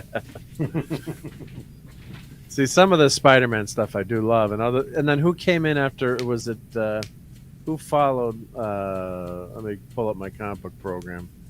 The artist. Yeah, you're 100% right. They wanted everyone to draw like him, and I hated it when the new artist came in. You know, when McFarlane left, I was like, he only was on for like 20 issues, I think, too. So that was enough. I mean, when an artist takes up 20 books, you figure he's going to be on that book for a while. But I did see him go to other books that I collected, and I just stopped collecting them because the artists that, you know, got the books that he left were, I'm pretty sure, commanded by Marvel to draw in his style. Oh, definitely, yeah, no doubt, because you can see the style. I'll show you the cover. So this is Chance, was the first cover, $298. This was with McFarlane. That looks more like Judge Dredd. Yeah, like, that's a crazy 2000 he's a AD. mercenary. And then that's Venom's first appearance there. I guess in like as a cameo, and of course this is his full-fledged appearance. And why didn't I buy more of these books? Damn it! I only have one. I should have bought like 20 of them. But then this is the McFarlane, you know, run here up to 320. I'll show you. But and that's not his cover there. You're just torturing me on purpose, aren't you? Yep. Well, then we're going to show you what happened after. Yeah. So, Okay. so here's his Thor. Yeah, I think this was the last issue when he fought the Hulk, right? I think that's. Yeah. So you're right, Steve. He does a great Gray Hulk. Yep. Yeah, I think his style. Yeah, now I have to say something as an artist and as an animator, because I look at everything sort of through an animator's eye. For me, McFarlane falls short, even though he does some very dynamic poses, is clarity. Sometimes his stuff is sort of, it's just hard to see what's going on. Yeah, it's too busy. He doesn't make clear, bold statements. His stuff is overworked, in my opinion. And Hungry Boy, if he's one of your buddies, I apologize, because you never know who Hungry Boy is friends with. So I have to be careful when I criticize others. He might be, hey, man, I used to have lunch with him every day. You know, I was a great guy. Right? Or maybe it could be Hungry Boy if you say something about him. You better not do that, right? Yeah. We just did a stream on my channel, youtube.com/cardinalsin, with Canadian Spider-Man and Clobby, and Ross Andrew came up because Canadian Spider-Man had never read a Spider-Man comic book. So I sent him 10. Wait a minute. They were all in the Andrew series. You're telling me that Canadian Spider-Man, who loves had Spider-Man, never read a Spider-Man comic book ever in his life. Even though his name was Inconceivable. Inconceivable. Inconceivable. Inconceivable. You keep using the word. I don't think it means what you think it means. never go in against the Sicilian when death is on the line. Sorry. Have fun storming the castle. You think it'll work?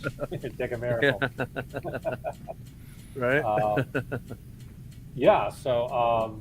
But yeah, we did this show, and we had Clobby on to help explain, you know, the comic books and to tell us a little bit about the background. Because what I did is I bought every other issue in a 10-issue series, and I sent them to Canadian Spider-Man so that he could buy the other ones and fill out that, you know, what would be eventually a 20 comic run. No, that was a great show. Yep. So yeah, so as people are mentioning in the chat, thank you everyone. Yeah, so it was the next artist that took over was Eric Larson, and then McFarlane came back for one episode, and then we got Colleen Durand, but then it was Larson, and yes, they made him draw like McFarlane, which I hated. It's like because it was a pale imitation, you know.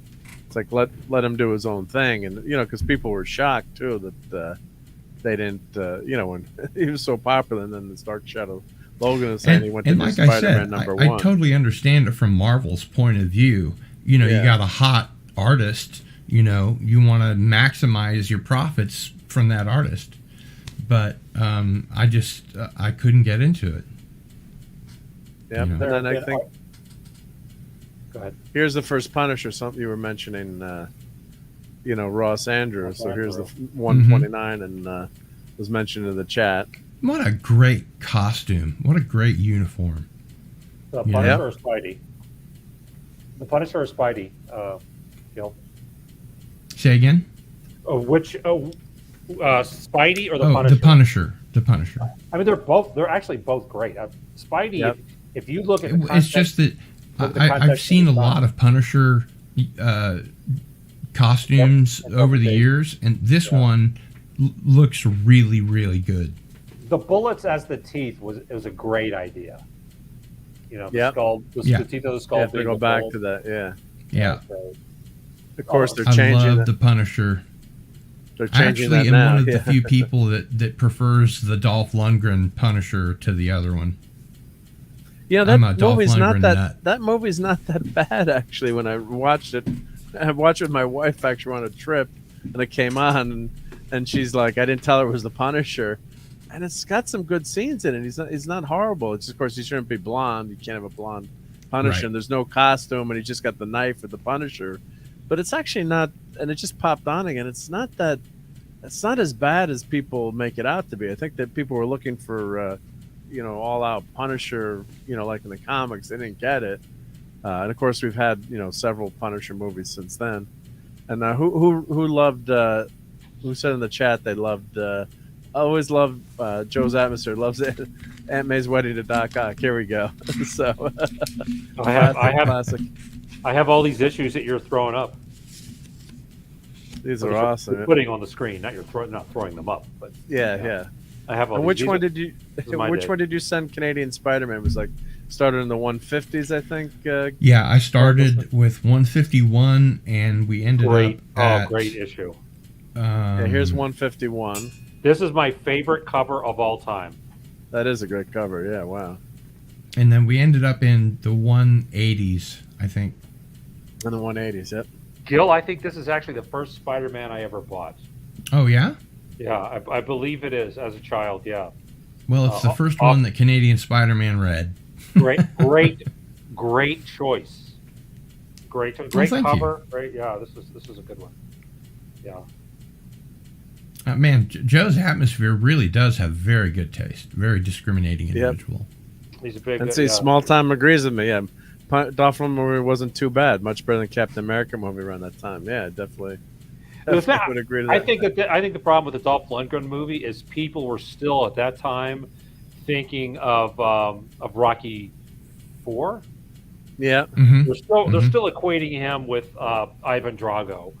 I think that's I'm an unabashed Dolph Lundgren fan, and one of the things that really pissed me off about the new, I guess Creed 2. No, it wasn't Creed 2. It was the remastering of Rocky 4. I watched that recently because we did it on Toxic Tuesday. What did you think of that? You didn't like it, Cardinal? They took out my favorite line in the movie.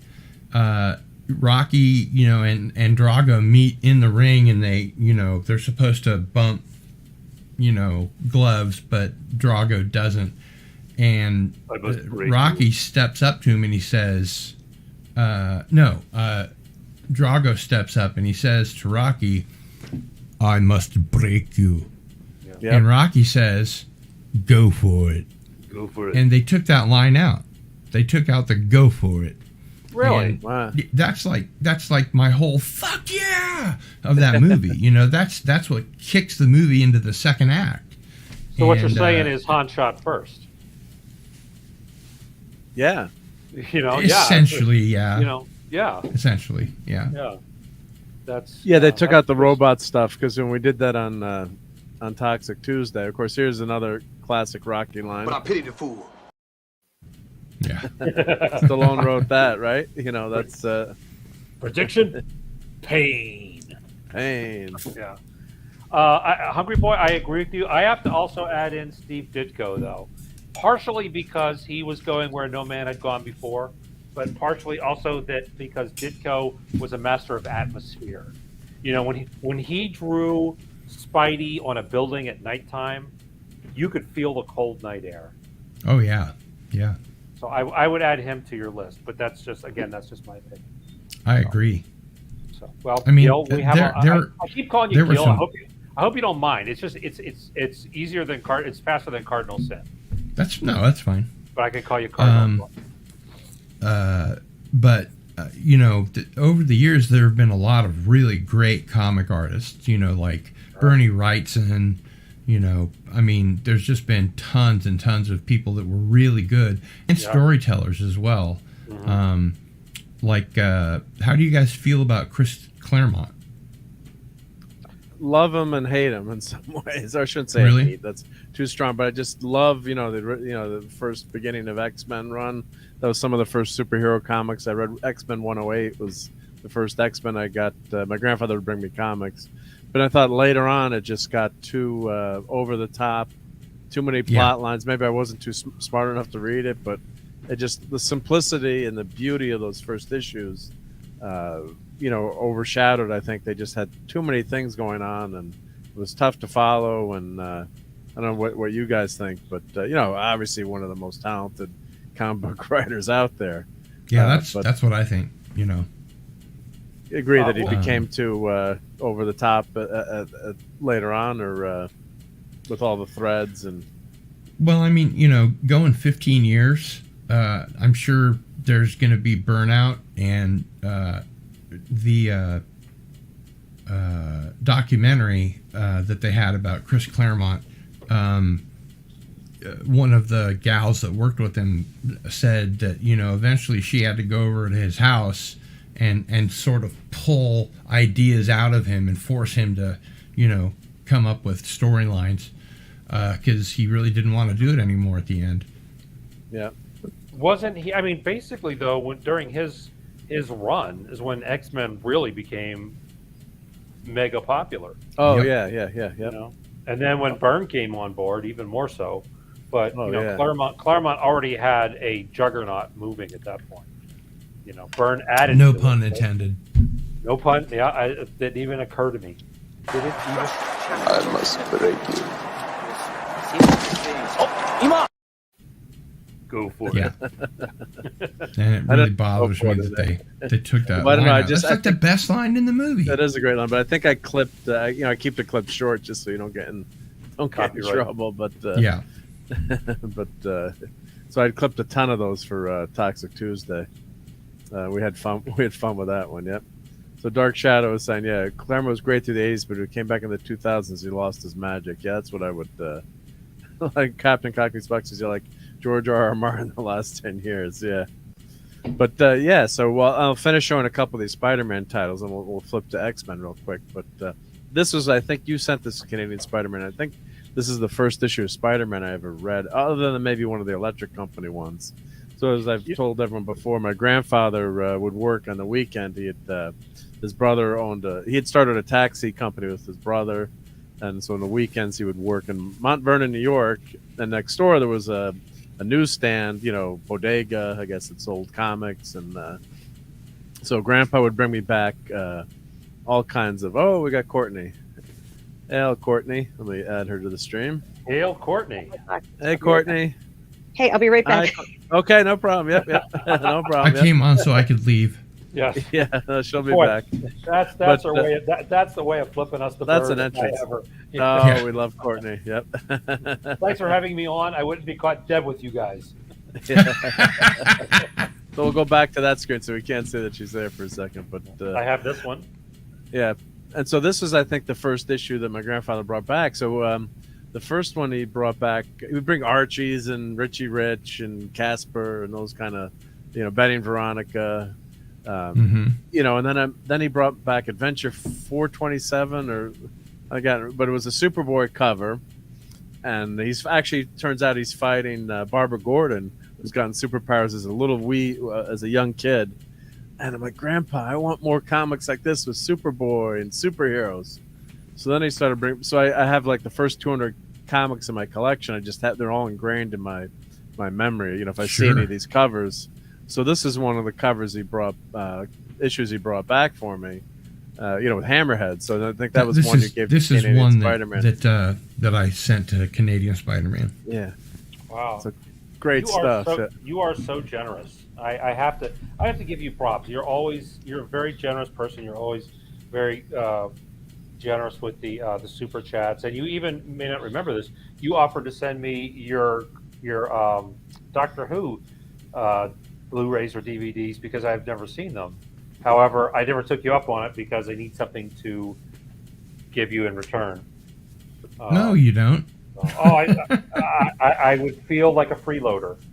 Well, I mean, I thank you for calling me a generous guy, but if I am truly a generous guy, it doesn't matter if there's any reciprocity.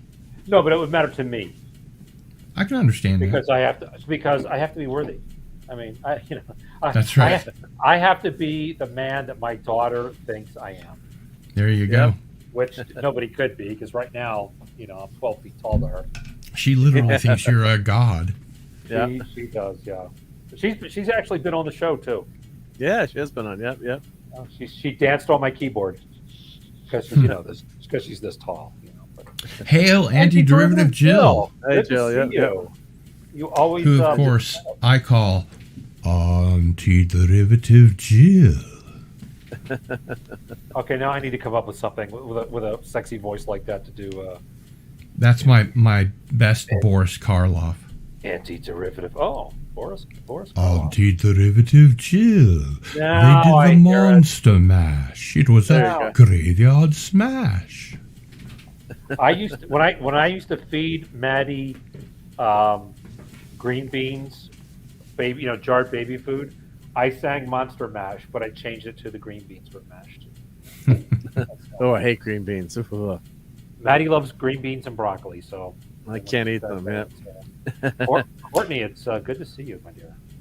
Yep. She'll be back in a second. Yep. So, what did you guys think of my grandfather bringing this home as my second issue of Spider-Man? That's not a That's bad, pretty cool, not man. a bad pick, Grandpa. Right? So Yeah. I'll bet you. Yeah, I can see why you got hooked on this stuff. right? I mean, how cool is that? I mean, look Wow. at that cover, how dynamic that is. Yep. Both You know, crashing in through the window, and then I was. Well, I mean, that's the most important page of a comic book is the cover. right? Yeah. That's I what guess- sells it, you know. I gotta see Hungry Boy's comments here, but I was an obese kid and I got interested in comic books because the TV show Shazam, and I used to not eat lunch, and I would take my 50 cents, go to the store. Now this one's 35 cents, but I would go and I would buy, like the ones before this were 25 cents, and I would go buy 2 comic books, and they wouldn't because I was a kid, they wouldn't charge me the tax, and that's how I got into comics, and that's how I became Nice. no longer obese. So comic books really have changed my life. They saved your life, yeah. Actually, yeah, I told both John Davey and Lou Ferrigno. I don't know if you know who John Davey is. He was the second guy to play Captain Marvel in the Shazam TV show. I told both him and Lou Ferrigno I may be dead by now if it hadn't been for. You said you sold them? Told them. Told them. Yep. Told them. Sorry, yeah. I'm. Oh, you sold them. No. I told them that, yeah, because we have a lot of heart disease in my family. My family crest should be somebody clutching their chest, Right, yeah. But I am no longer obese because I lost all the weight by A, not eating, and 2, after school every day, walking down to the store and buying 2 comics. Back when they were 25 cents. And then they went up to 35 There cents. she is. I can only buy 3 every 2 days. Hail to Hi, guys. Courtney. Thank you for being here, and hail to Eric Sonder. Thank you for joining. Yep. Hey. I can't. My glasses went High too far five. under the bed. you couldn't find your glasses. No, Yeah? they're all the way under the bed. I can't get under far enough. Oh, okay. My dog was playing. Anyway, hi everyone. Nice to see you. Sorry I'm really late. Hello there. Oh, there's no Hello. such thing Hi, as being Carlos. late. And Anyone I can hear pop that you in were at any talking time. about Maddie's daddy tonight, Thor, right? Yeah. It was all lies. It was all lies. Nobody can prove All a lies. thing. Yeah. That's right. Yep. So, and we're just showing some of the comics my grandfather brought back for me. So I love that comic. Yeah, it says Mark D's Gramps was a champ. Yep, yes he was. And then one time I went into the comic book shop with him. I went into the taxi stand. I'm like, can I go see the? And after we went in there, but one of the other things I was asking him said, I was like 8 years old or 10 years old. I'm like, Grandpa, how come there's all these magazines here with brown bags over them? Can I see those? Are those comics? He's like, no, you can't see those. Wonder what As they a are. kid, he was a kid, but I just remember going in there, and I remember the comics I got that night. I got a Ms. Marvel 15, I think, and I got an Avengers comic and a few other comics. He let me buy 5 or 6 comics. I probably kept asking, didn't have a ton of money, and of course they were cheap then, but I kept well, the funny thing was that the spinner rack that Klobby was doing, that website, that Mike's Amazing World, and I could look and see what my grandfather bought that month, and because website is so amazing, because it's all in order, so I could see. And then Hungry Boy is saying 174, that's one of the finest compositions in comics. I think that was let's go back to that's 174 right here, that's just an amazing amazing Oprah composition. was on the Orville? That Annie Derv Joe will explain that one, and Hungry Boy. Yep. So that's just making fun, I think, of the complaining on the Orville or some of the interpersonal stuff, but I don't want to be misquote Gotcha. someone. But I think that's where that's coming from. So yeah, There's so many great shows on right now. The Boys just finished up their 3rd season, I think. Yeah, I haven't caught up What is with that that show one. about? The boys. What's the premise of it? I It's have like no a clue. deconstructing superheroes show, but it's really funny if you have like a dark sense of humor. I do. So you'll probably Yep. love it. And then the sixth and final season of Peaky Blinders is out on Netflix, which I didn't watch for the longest time because I thought, didn't either. what a stupid name for a show, Peaky Blinders. And then I realized that Cillian Murphy was in it, so I watched an episode, and then I realized that was the name of their gang. And so I just like marathoned it as much as I possibly could. And I've been waiting forever for this season to come out. So I didn't even I know hear they it's were on fantastic. that season. I've only seen parts of the first season. yeah, it's really, really good. It is good. I never watch TV. I don't know. It's some of the So best you like the Cardinal yet? television or streaming there's ever been. Yeah, I mean- Raquel. Raquel Sopranos are- is streaming, sorry. No, it's okay. Yeah, I was just to say, Raquel said how awesome it was, and my wife actually loves it, so she keeps telling me to watch it. So you've watched a little bit of it, Courtney, or Yeah, not? a little bit of it when it was first around, and I liked it. I just I don't know what happened, but I didn't realize we're on season 6 now. That's like Yeah, well, one of the main and it's minor, but one of the main characters died. Unfortunately, died in real life. So then they had they had the character die on the show. And I haven't watched the show. I just know that from my wife. I mean, I guess now what they're going to do is because of COVID. I guess the last season got cut short, and then they're going to go. I think they're going to do a movie to wrap things up, or maybe make a bunch of movies Of which show? of Peaky Blinders. Oh yeah, it's on Netflix now. No, but I mean, I think that they're going to start making movies with it now Oh with the characters. Yep. boy, you get me into the theater every time. It's a brilliant show as long as it has the same cast, more or less, and the Yep. same creative team and everything like that. Yeah, I mean, it's All right, I gotta catch soap up. opera bullpucky element Cardinal. Yep. Oh yeah, I get it. Yeah, That's his explanation. I even Yep, agree yep. with it. Yep. Better Call Saul is just a phenomenal show too. So if you've watched Breaking I Bad, didn't think the last season, I mean the season before this one, was very good. The fourth season, I guess, or the fifth Yeah. season. I think But it's it is just it seemed fifth like now? it was mostly filler. And I know where this is going to go anyway. They telegraphed it from way back. And if you don't want TV and movies ruined for you, don't study screenwriting. the less you know, right? Yep. Yep. Yeah. it's kind of the same with music, but we don't have to go into that. Like, don't go to music college if you want to still really enjoy listening to it. Well, Right. I'm planning to do a show on the principles of animation for Kalabi's channel. Should I not cool. do that? Should I not do that now? Will it ruin animation for everybody?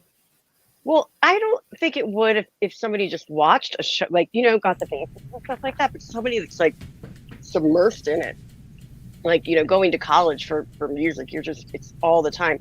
I couldn't listen to the songs for like the first year after graduating without being like 1, 4, 5, like, Because like, you're analyzing yeah, everything, like, you just can't enjoy it.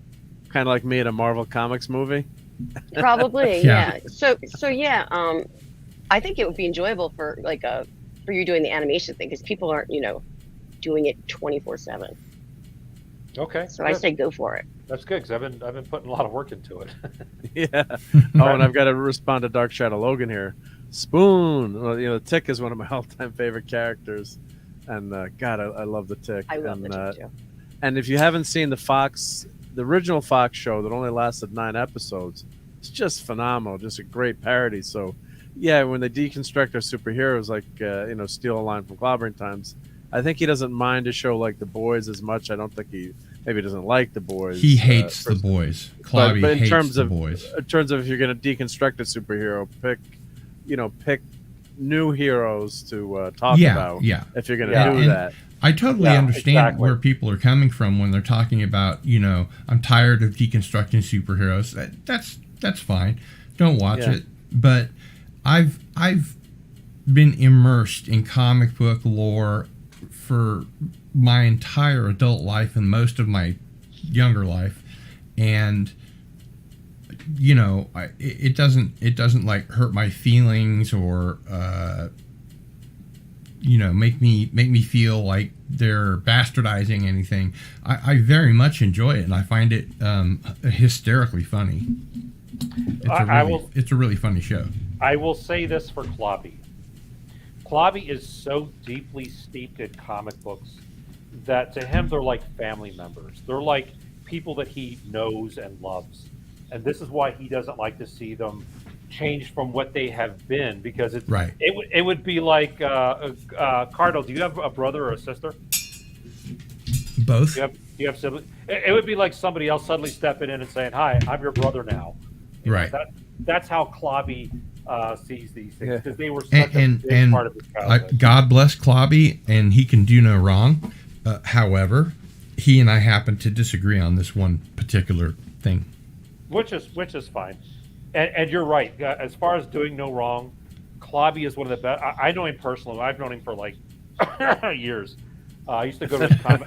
I used to go to his comic book shop, and if a friend of mine were stuck in New Orleans with a flat tire in the rain, and I called Clobby, he'd jump in his car and drive for 90 minutes or 60. I believe it. And if you asked him to bring some comics with you, would he do it too? Yeah. Well, no, he wouldn't, because they get ruined by the rain. That's right. Okay. Good point. Clobby is, when I come to Baton Rouge, he says, "Dude, you're welcome to stay with me. You don't have to go pay for a hotel." He's like you, Cardinal. He is a very generous guy. So yeah, he is. I'm very proud to be his friend. I like that he's stuck in his ways too. That gives him his character. he's definitely got some of that "get off my lawn." I love that about him. But he's so knowledgeable, you know. But I'm still 2 years older than him.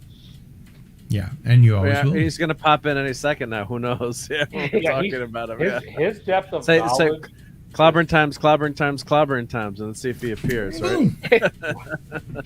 Cardinal, you could probably, for most comics, give out a number like, you know, Fantastic Four 148, and he'll tell you who wrote it, who drew it, who inked it. Oh, absolutely. What the plot was. I have no doubt. Yeah, and he always says his memories for garbage too, and then he goes on about it. It's one of the reasons why I asked him to be on the show with Canadian Spider-Man, so that we could go through those books, because he knows everything about comic books. You know, the most hysterical thing I got to interrupt was he was talking about something, and then Canadian Spider-Man said, "No, that happened in another issue," and Clobber says, "No, I think it happened," and Clobber Times was right. It was like Spidey had just read that comic. Spidey just read it, and God bless him. Like, I'd probably make the same mistake, and he was wrong, and Clobber Times was right. That's like arguing scripture with a nun. You know, yeah, you are not going to win. And he hadn't read it in like 40 years. The Canadian Spider-Man had just read it. It was hysterical. Right. You remember that, Gil, right? And it was like, yeah, it was actually in the and Spidey is like, well, I did kind of read them all together. I'm like, yeah, but Mike read them 40 years ago. Right. No. That's not accurate. He's been reading them for 40 years. For 40 years, right? I guarantee you, he has read these things over, with the exception of the Simonson run. I'm the guy that's like, I don't even have to read it. I don't have to crack it open. I can quote the Simonson run. But for things like the Fantastic Four, for the Legion of Superheroes, Superman, that kind of stuff, Clobby will give you the issue number, who wrote it, who drew it. Hungry Boy's Clobby. And Hungry Boy probably too. Hungry Boy has never come on the stream. Beetlejuice. Yeah, I'd love to have Hungry Boy on a stream and talk art. You know. Yeah. I'm sure he's got some brilliant insight. That's the big thing with Clobby too, though, is that he has been reading them for 40 years, which is like. Yeah. But yeah, his knowledge is amazing. That's why I like being on this show, because I don't know anything about like most of the stuff you talk about, but I'm like fascinated because I hear all the cool little details. Clobby has met all the creators. He's met Jack Kirby on multiple occasions. I've seen, which is really cool, with Gil Kane, who you were probably named after. No, I was named Gil because it means happiness in Hebrew, which was kind of a misnomer for my parents. Well, sorry. Can I go? Can I go with my story? Sure. Means happiness in Hebrew. I did not know that. Yep. There Or we joy. Go, yep.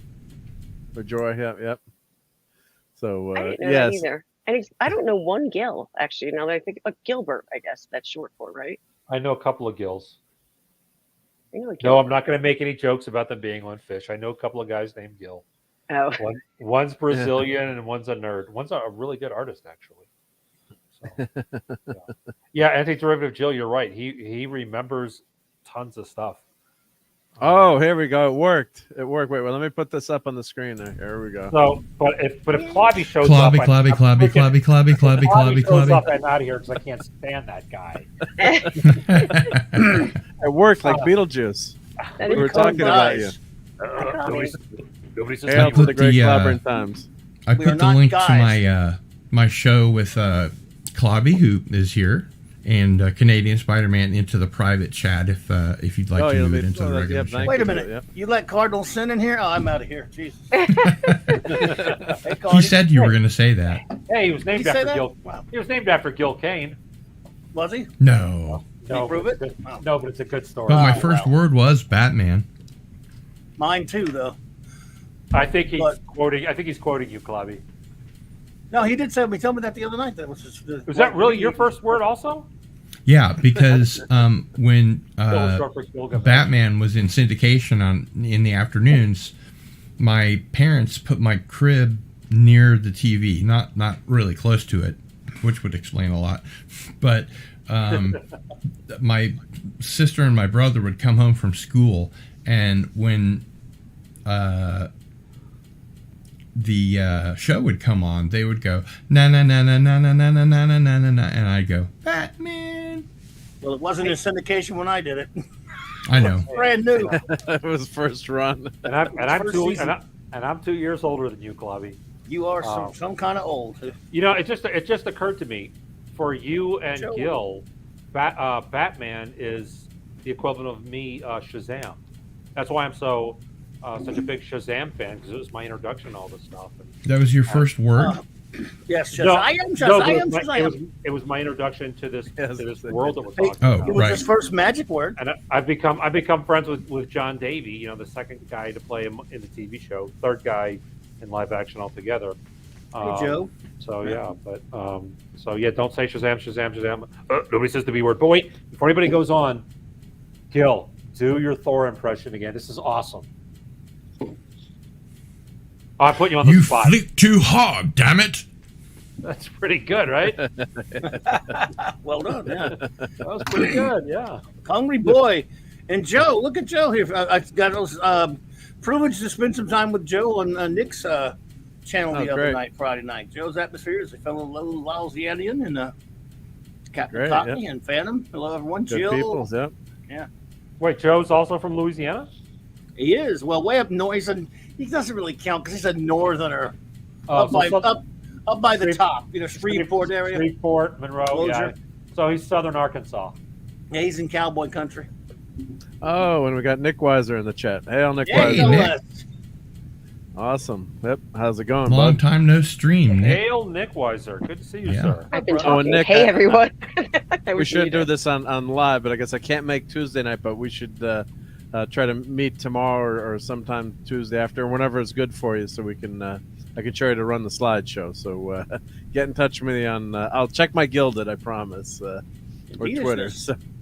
So we'll figure that out. But yeah, just use the walkie-talkie now, because I have the slideshow ready for the next episode of Toxic Tuesday, which is going to be on obviously Tuesday night. Shockers with Team America World Police. So Hey, we Courtney. got we got puppets and everything. Courtney, did you do something different with your hair or new glasses or something? You look great. No, my glasses. These are the nerdiest glasses. My other glasses are under the bed. They fell off. Glasses are sexy. Walter. The other ones aren't so like big and nerdy. Anyway, Wait, they're I'm under the- the bed. I'm I the only couldn't one- get to them in time. I was trying to get under there, and I was like, "These guys are going to be waiting." I heard you guys being like, "Courtney just came and left," so I was like, "Screw it." Wonderful stuff, that Romulan ale. Wow. Yeah, I what guess- are you I guess- using the line from Star Trek 2 in the elevator? She changed her hairstyle? Maddie's daddy. I hadn't noticed. There's still regulation. Sorry, that's Courtney. We're quoting Star Trek 2. That's the You beauty of don't it. even- Did you do You don't even something know what it different with is. your hair? Yeah. So You know, that's so according to Cardinal Sin, I'm the only one here who's not sexy because I'm the only one not wearing glasses. No. yeah. That's I why wish I put my- I didn't didn't have to say wear you weren't glasses. sexy. I just said that glasses are sexy because there are so many women on YouTube that will remove their glasses for a live stream and not be able to see. And I personally find glasses sexy. Courtney, you need to do the thing where you pull them down just a little bit and look over them. These are huge glasses. These are That's how actually big they are. that's my avatar. Courtney's your avatar? Oh yeah, that's right. Yeah. I have these ones, or I have this pair, but I don't think these are. Got my glasses coming down a little I bit. don't think they're We strong cover enough. all topics on Mark D with a C. Yep. Damn peculiar. I thought that fit. Those are your usual ones, aren't they, Courtney? I used to wear these. They're not strong enough anymore. I like the These ones are actually better. my reading glasses. So like I have to be just this far and I can see perfectly. I like those ones better. They complement your face. Thank you. Yep. But I can't see far away at all because they're not progressive like my other. Oh, okay. So you can't read. You can't. Yeah. Yeah. So when I take these off, I'm basically blind all over, like all around. Huge. But right now I'm good in this area. Huge. Well, these glasses are the bottom of the yeah, so they're progressive. So I end up like Bifocals? looking at the monitor like this, after a while. So I got to get new glasses. So you're like, why are you reading? Your head, then your neck starts to hurt. Yep. I'm waiting on new ones too, but they're the same kind as the ones that are under the bed. They're just I got different colors.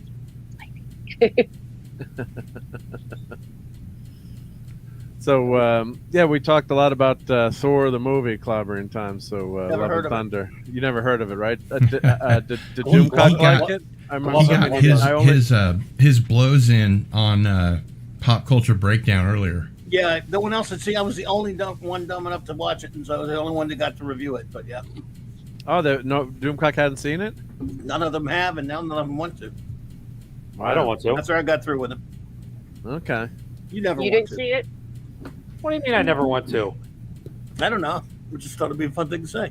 I'm one of the big fans of the early, like Iron Man, Captain America, the first Thor, definitely Winter Soldier. I just meant in general, you never want to. I didn't mean movies, but go ahead. I love the X-Men movies. It was just a dumb comeback, Steve. I didn't even think it through. What are you expecting? Yellow spandex? What would you prefer? Yellow spandex? I know you're a Thor fan, but that's like I said. No, I'm Yeah, I'm more of a Captain America fan. Although I Why have not? been touting Simonson all night, and we still need to do the Simonson run on your show one of these days. That will be And- epic. And I'm just about ready to talk animation too, because I've been grabbing animation clips to show the 12 principles of animation. Cool. And I even did a very simple animation using a hammer to show the principles of animation. So Coming to a Wednesday night Nice. near you soon. Yeah. So you're a Ray Harryhausen fan. I am, yes. I am too. Who is it? Same here. Yep. This quote here is for Captain Cockney Spock. And Callie in your place, would you? Probably not. What about you? What about me? Why don't you go?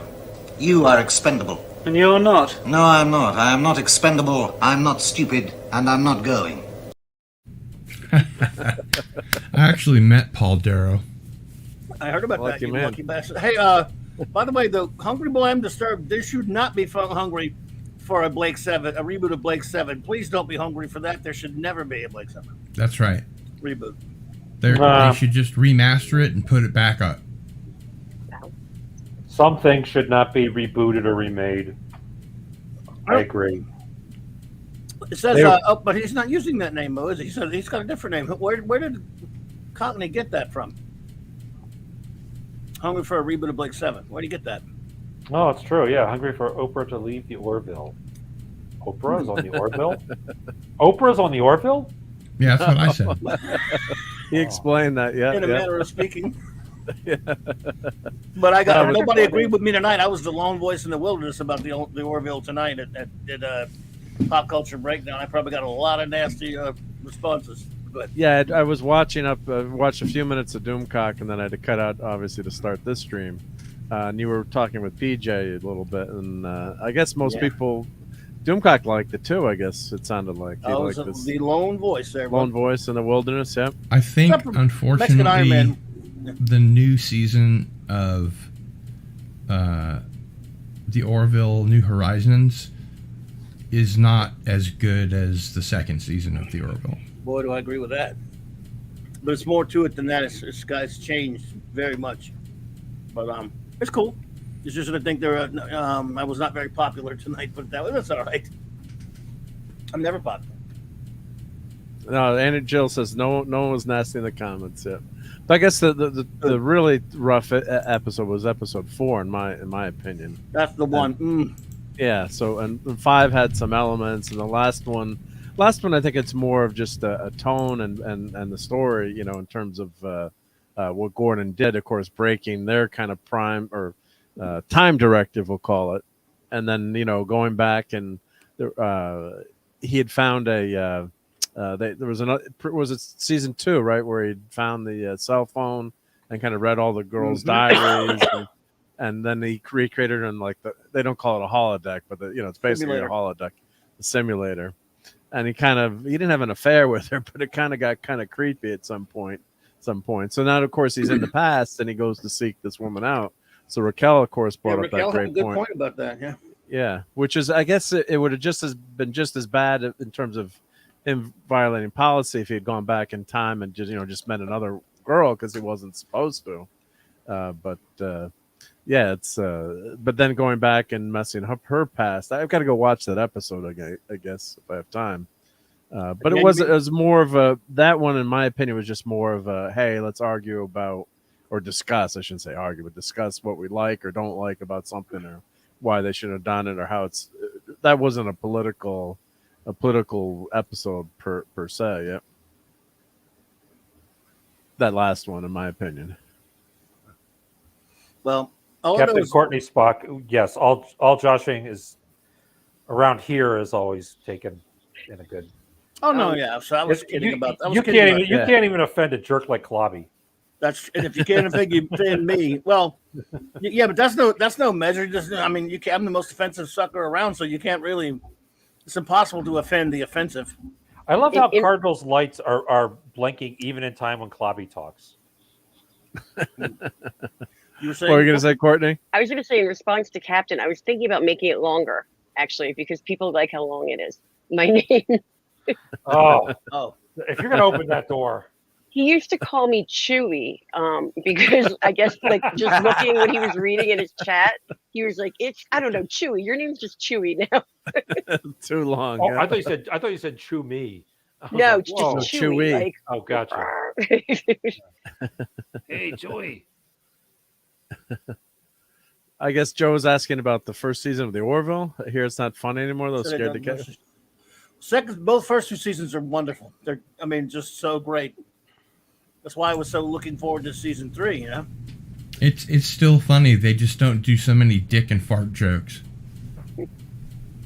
Yeah, I think the humor has don't do been any up humor a little anymore. bit. Yeah, well, a couple of lines. Lines. Yeah. Yeah, but it's not over the top. Like they'll have some funny segments, and then they'll kind of pass it by. But it's when the show first started, I thought it was going to be way too much humor, and then when About a Girl came on, I was like, wow, this is actually going to be serious sci-fi. I was really impressed by that episode. Is that Umbrella Academy poster supposed to be reminiscent of Seinfeld? I think so. Yeah. I thought at first I thought it was a John Hughes thing.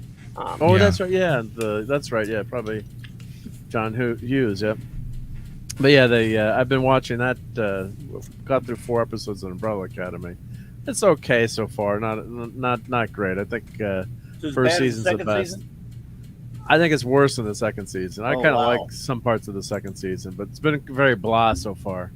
A couple of good moments, but they're fighting the Sparrow Academy. It's more time travel for Captain Cockney Spock. and Oh boy, time an travel. He alternate loves it. universe. The time travel, he loves it. Yeah, but at least you know that they're the show's about time travel, right? So, yeah.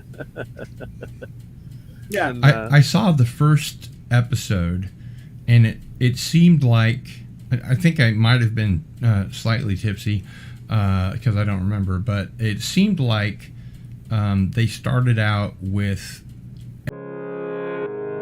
or her character don't say because Oh, she you're in had trouble like now.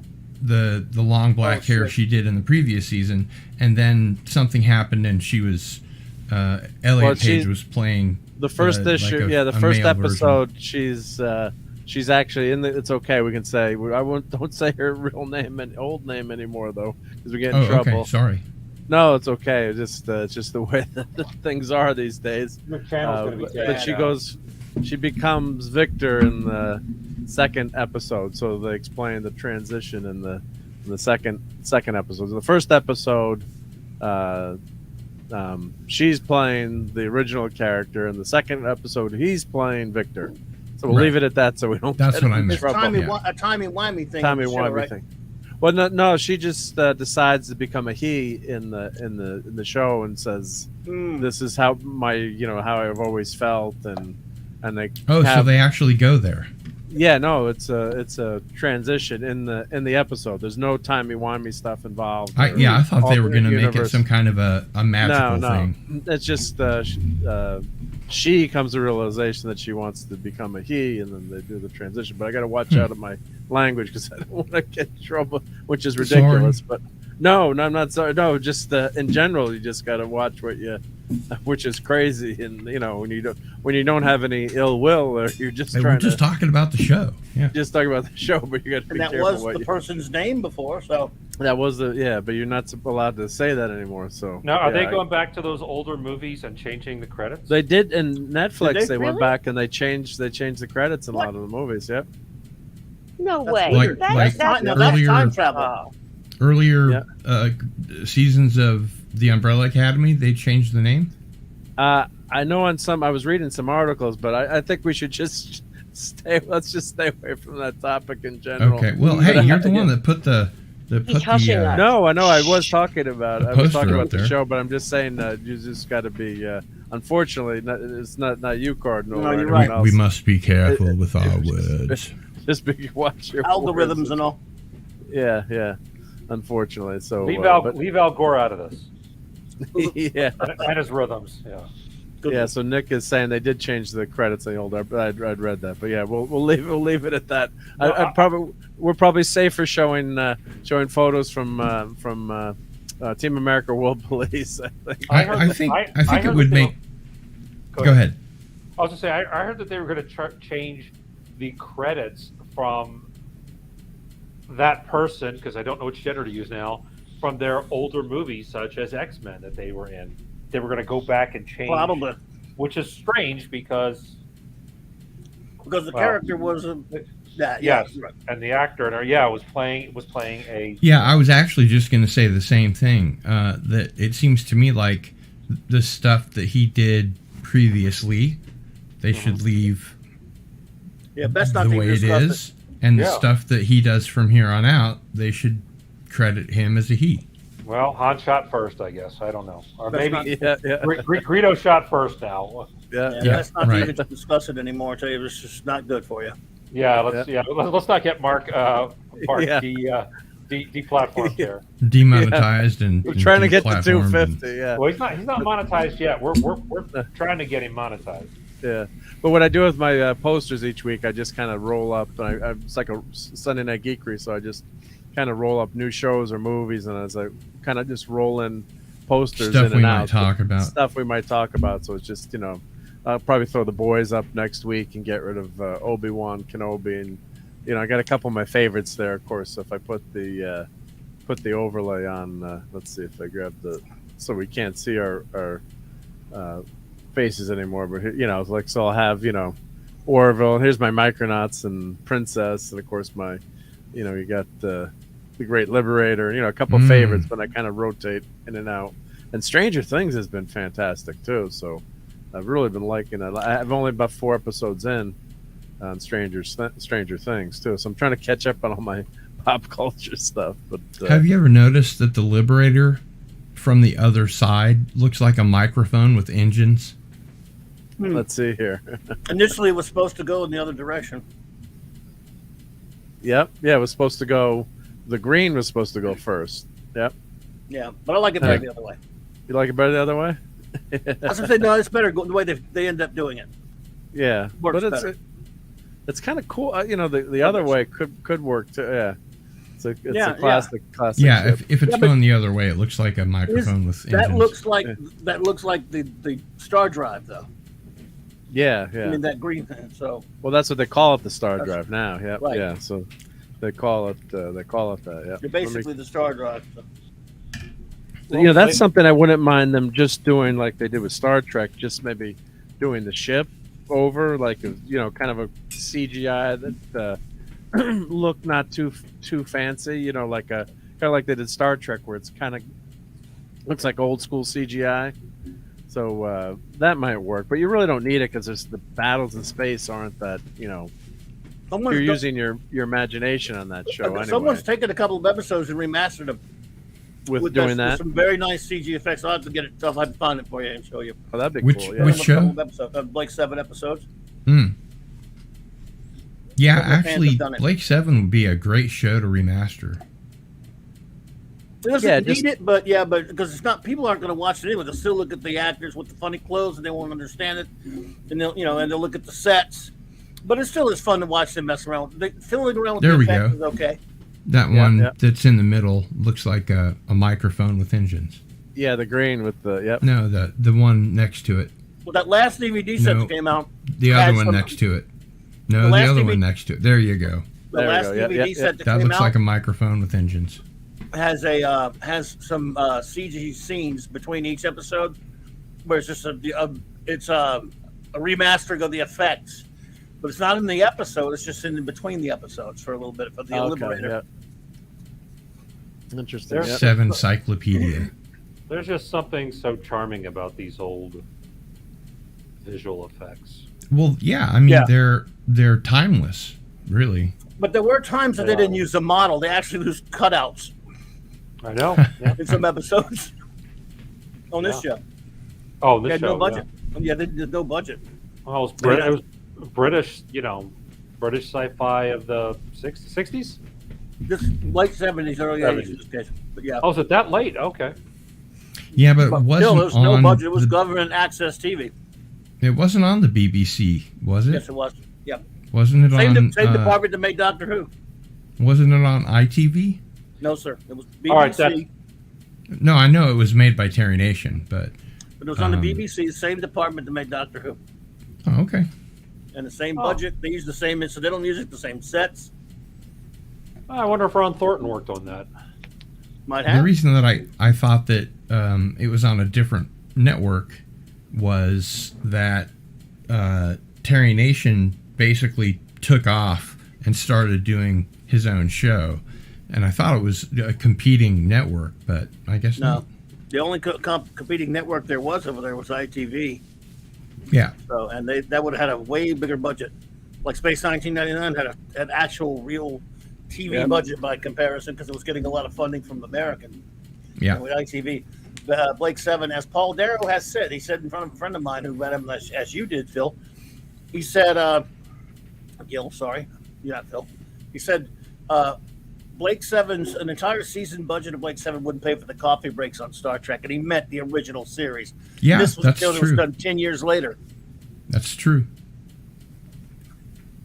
They had no budget. Yeah, so Star Trek actually wasn't a cheap show. No, it was the most expensive show ever made at that point.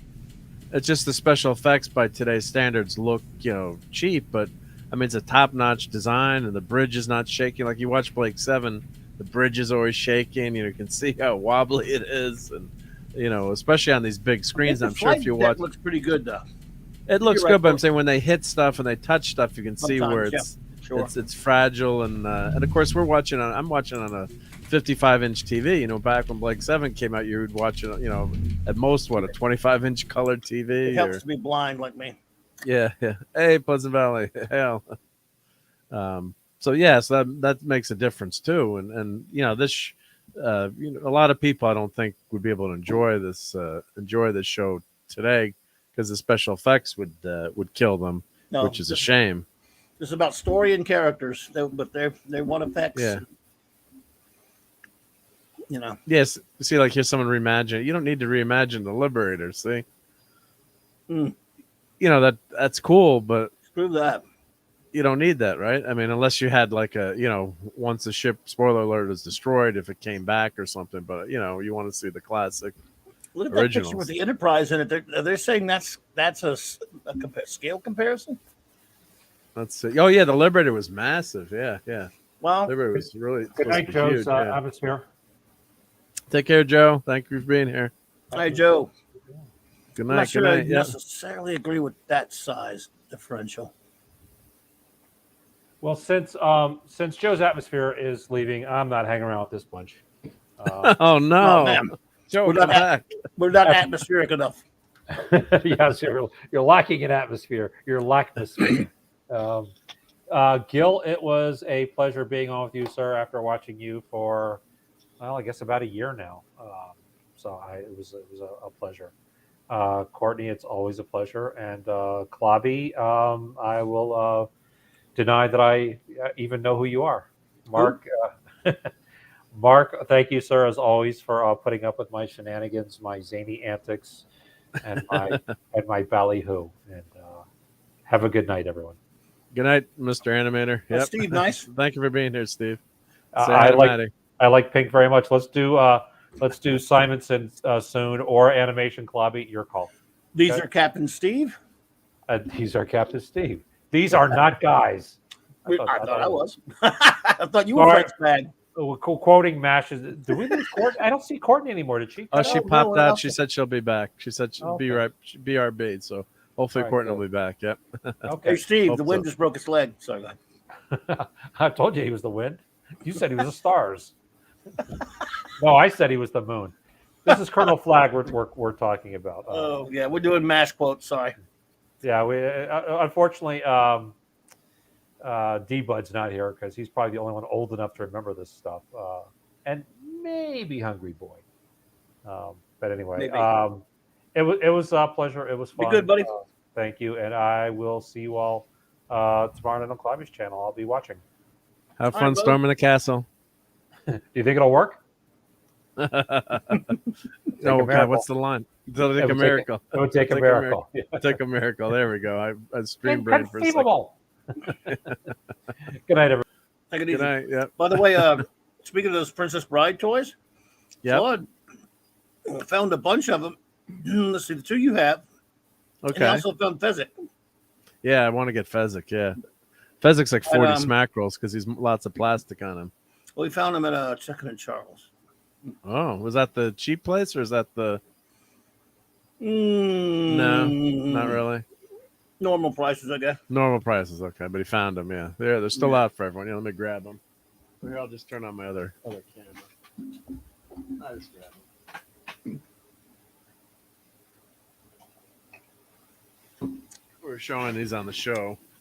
Gil, how you doing, baby? Doing all right? I think Gil had to pop out for 1 second. Yep. So here's, we'll show something much more lovely. So there's the Princess Bride. And of course, the top of the dress is plastic, but it looks okay. I don't know why. I guess they saved money. They didn't go all cloth. But, that's very nice of Gil to do that, Cockney Spot. By the way, that's very cool. Yeah, that's why I left that up. Yeah, it's amazing. Yep. So you've got to go to 110 to 220 to 110 is not as tough to do. And also, check out Cardinal Sin's great unboxing videos. Oh, Princess Buttercup just fell over. Oh no. And of course, we've got the Dread Pirate Roberts. Ooh. Which is nice, yep. Yeah, don't blow the Blu-ray player, but yeah, 220 to 110 is not as tough to do. Hey, Dave. And of course, now that I'm sharing the screen, oh, great, Courtney's back. Good. Hey, Courtney. Welcome I was back. just going to show my complete set of Space 1999. Nice. There you Oh, go. Blu-ray too. Oh, I only wow. have the DVDs. The Blu-rays. And Oh wow. Ooh, Fireball, XL5. Very Super cool. Marion Vision. Yep. Thunderbirds are go. Well, Super Thunderbirds go. are go. That's right. Super Marionation is go. Super Marionation. Very cool. They used to have a magazine, a I gotta fanzine get called some of those. Sig. Yep. Super Marionation is go. Steve It's says, just "Yeah, a regular Blu-ray set. Nice. Nice. He says, now you pull out the Princess Bride.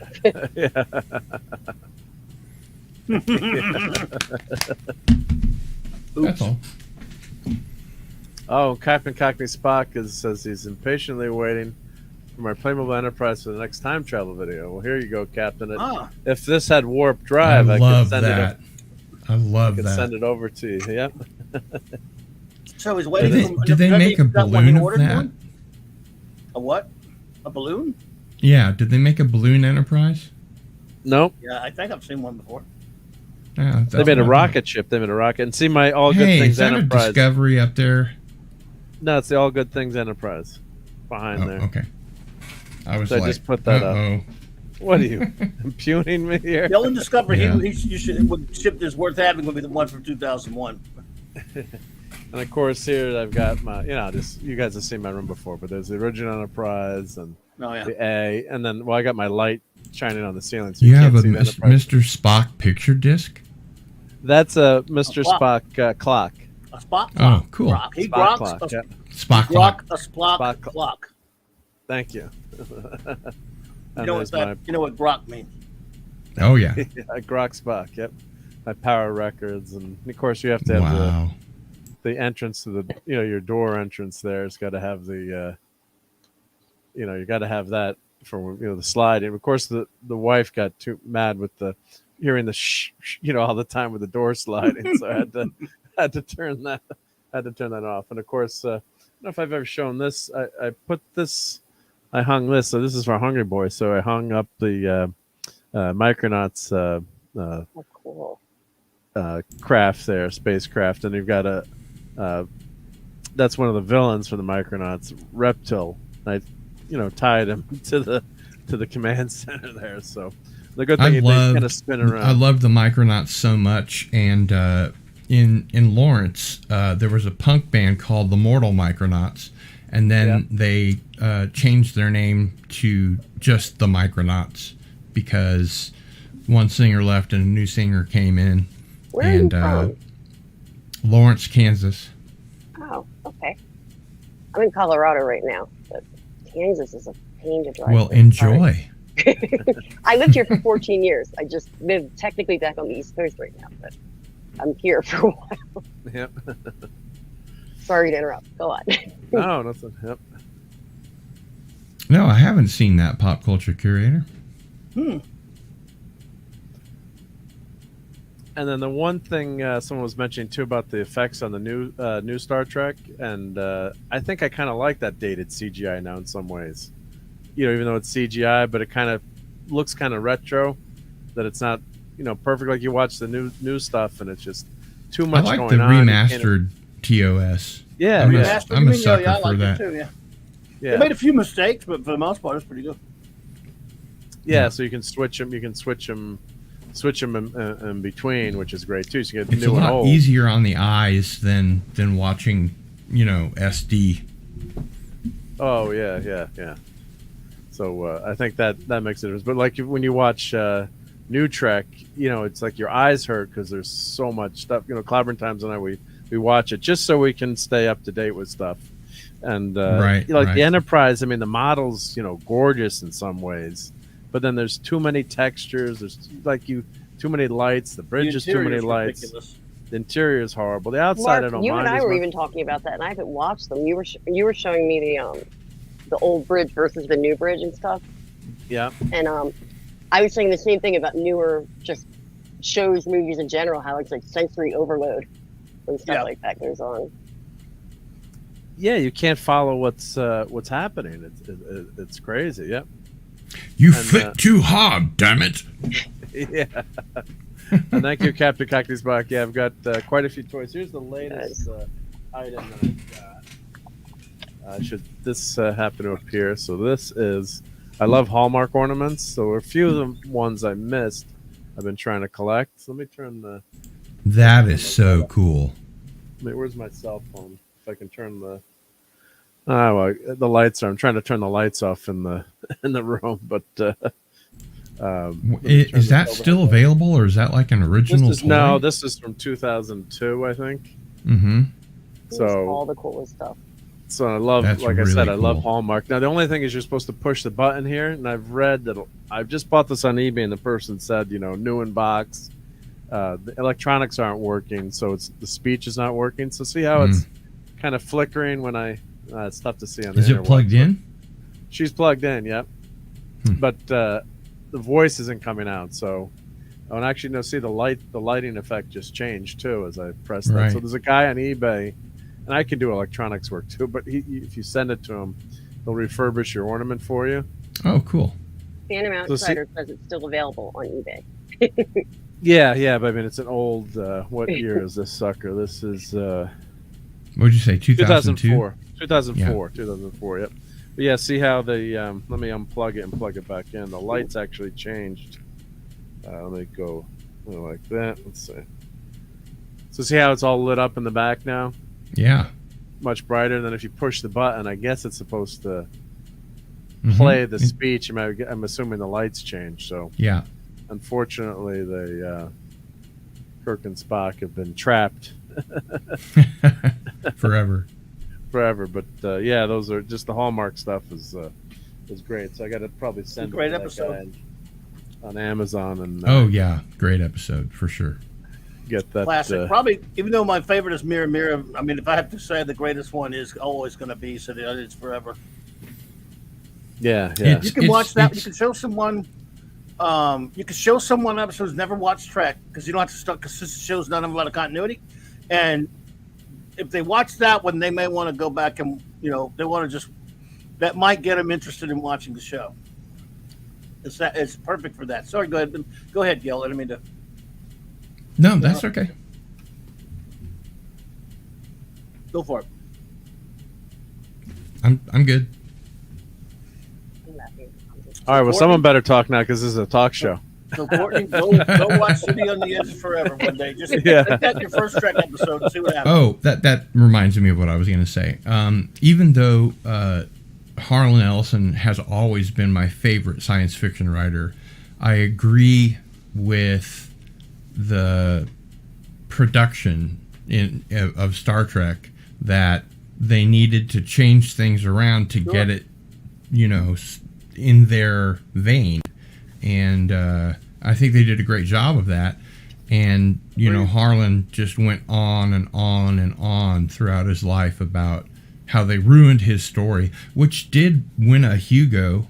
He never gave the Hugo back. And you know what? There was an episode of Sci-Fi Buzz where he was doing Harlan Ellison is talking thing on back in the 90s. Where he has it's called Harlan Ellison is Watching You. And he was watching, and he was sitting there. Right, that's true. And he was on this table were a bunch of copies of the VHS of City on the Edge Forever that he claimed to hate so much. Yeah. So that makes sense. I love. He was nice to me the time I met him. I love the guy. He was a firebrand, but absolutely, he would challenge you to a write-off at the drop of a pin. If you were a writer and you angered him, or you were a fan at a public appearance, he would sit in the window of the bookstore and write a short story, and then put it up against yours. Now, Courtney, if you ever do watch Star Trek, just watch that. Watch City on the Edge of Forever first. Trust me. I thought I was supposed to watch I want to watch in order. You do think I should? Yeah, you can watch. Well, that's what Raquel would say. Watch The Cage and then go on from there. It's a show that has no content. Don't tell her I told you this. Everyone, I'm swearing you all to secrecy. You can't tell Raquel on me. I love you, Raquel, just in case she's sneaking in there and lurking. But in case she's not here, I'm going to run around. I won't tell her personally, but she may see this. Yep, I'll tell her myself. she's right. Most shows you should start at the beginning, but that's not the way it used to work with regular TV. In other words, there was a time when when the TV was appointment TV, that you just turn a TV show on and happen to be on. So if you, for example, or any other show back then, when TVs didn't have VHSs or any of that kind of stuff. So let's say you turn on Star Trek and it's the episode 48 or episode 60, whatever, and you have no control over that. Are you supposed to go, well, I can't go back and watch them all in order? You might become a fan of the show. So you might, if you were to land on example an episode that's called "And the Children Shall Lead," it will probably make you never want to watch the show again. If you land on Sitting on the Edge of Forever, it's going to grab a hold of you. If it's a show that is to your taste, that is. If it's a show that speaks to you, yes, and you would go, wow. I mean, you would want to watch it every week. At least that's theory. But now we live in a time like randomly turn something on though, and you can follow it. I miss that absolutely. So yes, start in order, start in the cage. Just watch production order though. That's the way when we reviewed it on Saturday Star Trek, we did a production order. Not broadcast order, but yeah, because like for example, all these services have it in broadcast order, but we can show you how to do production order. Which, by the way, is a pain in the butt on the Blu-rays because they're in broadcast order. So if you want to watch prod order, you got to keep switching your Blu-rays around and all that crap. But if you just like on one of the services, which now the only one it's on is Paramount Plus, that's probably in broadcast order. Is that what I have to get? It's on Paramount Plus. All of the Star Trek shows and the fake ones are all on there. Because I get that free with my new. I had to redo my plan or something for my. I'm talking about if you're just going to stream it. Yeah, I get that free. That's the only way to do it now. Oh, there you go. Well, it's all the Star Treks on there. I bought the remastered original series on I think it's DVD, and it's great. So. Oh, it's beautiful. Yeah. I'd recommend that. 2 years back, Cardi, I went and I always wanted that 2016 50th anniversary set with all the goodies, the Blu-ray, big spectacular, and it was just really expensive. I couldn't afford that. But after about 4 years of it being out there, it dropped to $80, which is pretty damn cheap for that. And I just jumped on it. So I got it a couple of years back, and at least now I have that. So as a fan of original series, that's all you need, except, of course, it doesn't have the director's cut of the motion picture on there. We're getting that taken care of. So, but for people who don't do that, streaming, if you just want to stream it, because why would you buy it if you've never seen it before? Just stream it if you can. It's just that's on Paramount Minus. Paramount Minus, exactly. Yeah. And while the Doomsday Machine is a great episode, oh god, yeah. I really think my personal favorite is Balance of Terror. I love it. Then don't watch the last episode. Don't watch the last episode. And this is for Joe's atmosphere. I don't watch New Trek. It hurts my brain. Yeah. This is my 3D printed Enterprise. So I kind of had the idea. This is one of the Christmas ornaments. So I have a fishing line. So the Enterprise is hanging from the front there. That's cool. I thought that came out pretty cool. And then I have a bigger version. Oh no. Doomsday Machine Senior. Son, have you been eating planets again? Yes. Have you been eating starships again? No, Dad. Have you been eating whole planets? No. Wait, what's that in your mouth? I was before because it was something different to me. Now, didn't Commodore Deckard? Is that it? Yes, sir. Decker. Didn't he take a shuttle into the Doomsday device? Yes, he did. Yeah. Yep. That's how they figured out the energy fluctuations. Spock saw that, even though it was a minute fluctuation, and then he knew from that they could use that to take the constellation and blow it up with the warp, the warp core going. That would take it out. So here's the Orville trying to escape the Doomsday Machine. Yeah. That's a very, very big Orville.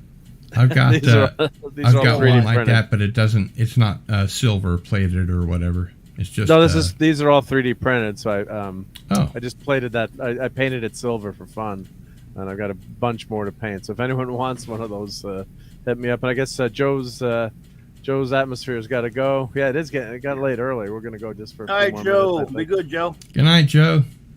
Take care, Joe. Yep. Thanks for stopping by. Yep. So I love doing the Night, 3D night. printing. I had What'd you say? a friend named Joe, and I used to say, "Hey, Joe, I heard you shot your woman down." Were you And going with that gun in your hand? Well, that's all I said is that, and I assumed he knew what I was talking about, and he told me like 13 years later that he finally heard that song. Oh my God. And I was like, oh my God, I can't believe I did that to you for 10 years and you had no fucking clue what I was talking about. Hey, Joe, I heard you shot your woman down. And finally, one time he was like, yeah, I gunned the bitch down. Did he shoot the sheriff Oops. and the deputy? No, he did not shoot no deputy. Yeah, but how could you not know that Hendrix song? That's so. I mean, I know, I guess the I know. kid today might not know it, but I think yeah. it was know that either. had to do with the fact that he was just sort of getting himself out there, and that he was homeschooled or raised in a really religious family, and so they didn't really let him do very much, and so he hadn't heard that song because they wouldn't have had it around, you know. Yeah, see, my It parents was didn't all care. psychedelic. My parents were listening to that music. Yeah. but you'd always smuggle it in, right? You'd have your tapes or something, and you'd Listen on your Walkman. yeah, listen to your Walkman, right? No one would know what you were saying, right, or what you're doing. Yeah. Actually, the first cassette I ever bought was Jimi Hendrix. My first was the Doors' Greatest Hits, and then I bought the Doors album. I remember calling my cousins, who were like brothers to me, like, should I buy the first album? You know, because like money was precious too as a little kid, and you're like, is this a good album? Should I buy it? Like, and now today it's like, you know, my kids don't buy, you know, anything other than maybe my daughter collects some vinyl, maybe. And she finally got a record player, you know, and they're copying some of the stuff they found to USB or listening to it. But like my two sons have never bought an album in their life and never will, which is sad, you know. That's so. And they have, it but is just bad. the way, but it's all streaming with, you know, they never know the full album. Like I think we were talking, Courtney, Right. before about like Yeah, you and I the have Police. talked about that. Yeah, like the Police. I love Born in the 50s, right? What's that? It's on Zenyatta Mandana or whatever album, the third album. I can't remember, but you know, like those B-side songs that are like really good songs that you might love. You know, like I love Led Zeppelin 3. I love some of the, you know, more obscure. Not that that's obscure, but like you don't normally only hear like, you know, These the hits. days it's obscure. Well, and also we were talking before about how we were so used to listening to an entire album, not just like hearing a song. You know what I mean? Like you would put like I actually listened to vinyl more because my mom. I bought all my first music with my mom. She was an aerobics teacher, so we would go every Saturday to Sam Goody and get like 45 to put on mixtapes for her. Oh, okay, yeah. Like it was always like Samantha Fox and Madonna, like whatever was upbeat, you know. Yeah. But you never like, you know, a cassette tape. You certainly wouldn't sit and like fast forward through a song. But even like with vinyl, you could do that, but you didn't. You just got the whole album right there. Yep. You know, so like, I'm still like that when I hear certain like songs, I automatically anticipating the next one. Yeah, like Yeah. on the album. Me and too. I don't think people like today do that anymore. Yeah, Well, because I you'd mean, mess up. You since could mess up your record. iTunes, you could download a song for 99 cents, and Apple would pay the artist like maybe 1/10 of a cent. Yeah. That's how, you know, people have grown up buying music, you know. Well, my So- brother-in-law works for a band, and he said sometimes they've gotten checks that are like 1 cent. It's like it must have cost the record company more money to write the check. Yep, You know, I'm and send joking, it but out. maybe it was like the check was 28 cents, and you know, stamps are going up to 60 cents tomorrow, I think, too. Is that how much? I don't even know how much. 60 cents. Yeah, it's going to be 60 cents tomorrow. Yeah. I've got my forever stamps right here. Oh my god. Yeah. So I the would forever not know stamps are that good that's deal. how much they cost. I remember them was like 32 cents. That's like really, I've not bought stamps in that long. Yeah. That's sad. Wow. Yeah, 60 cents a stamp. Yep. So, and then everything else is going up too. Of course, with inflation up. So yeah, it's yeah. And Captain Clark, halfway through you had to get up and turn it over. Or the interesting thing is that even these days, kids that have never heard a vinyl record know what that needle scratching the vinyl sound means. That from rap and mixers. Oh, Yep. it's like, to me, that's like, no.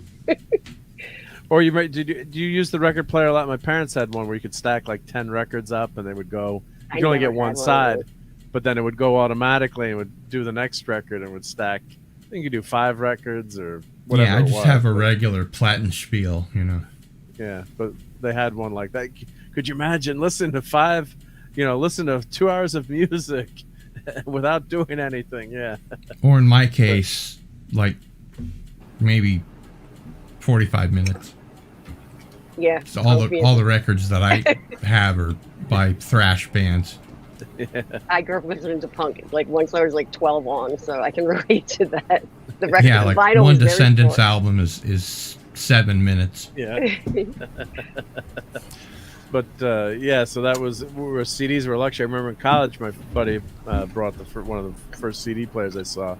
We had a big party, and of course the townhouses were so it was cheap stuff, so we're dancing, and the CD was skipping just like a record player. We're like, we thought you said the CD wouldn't skip, but it was such an old, or back then it was the CD didn't have the memory, and of course now you would just be streaming, so you could shake the house as much as you wanted, but right. the CD kept skipping. Oh, Thick as a Brick. I'm a huge Jethro Tull fan, so yeah. So they're coming out with the 50th anniversary of that. I think this month, and that was. God, I love that. And of course, when the radio cut that they have, the instrumental, just is about to take off, and if you know Tull, you know that song. Like a lot of times when I hear it, then I have to play the rest of the song because it's a great radio edit, but they cut it right when the band, goes into this great riff, and of course we can't play it on YouTube here. But it's just like stuff like that happens. You're like, wait, no. Yeah, you got to play. Like, you ever like sitting in the car because you have to like hear the? Well, I'm like that. You have to like hear the whole song. I could never like when people just like turn like even if it's on the radio, just like not a cassette flip it, right?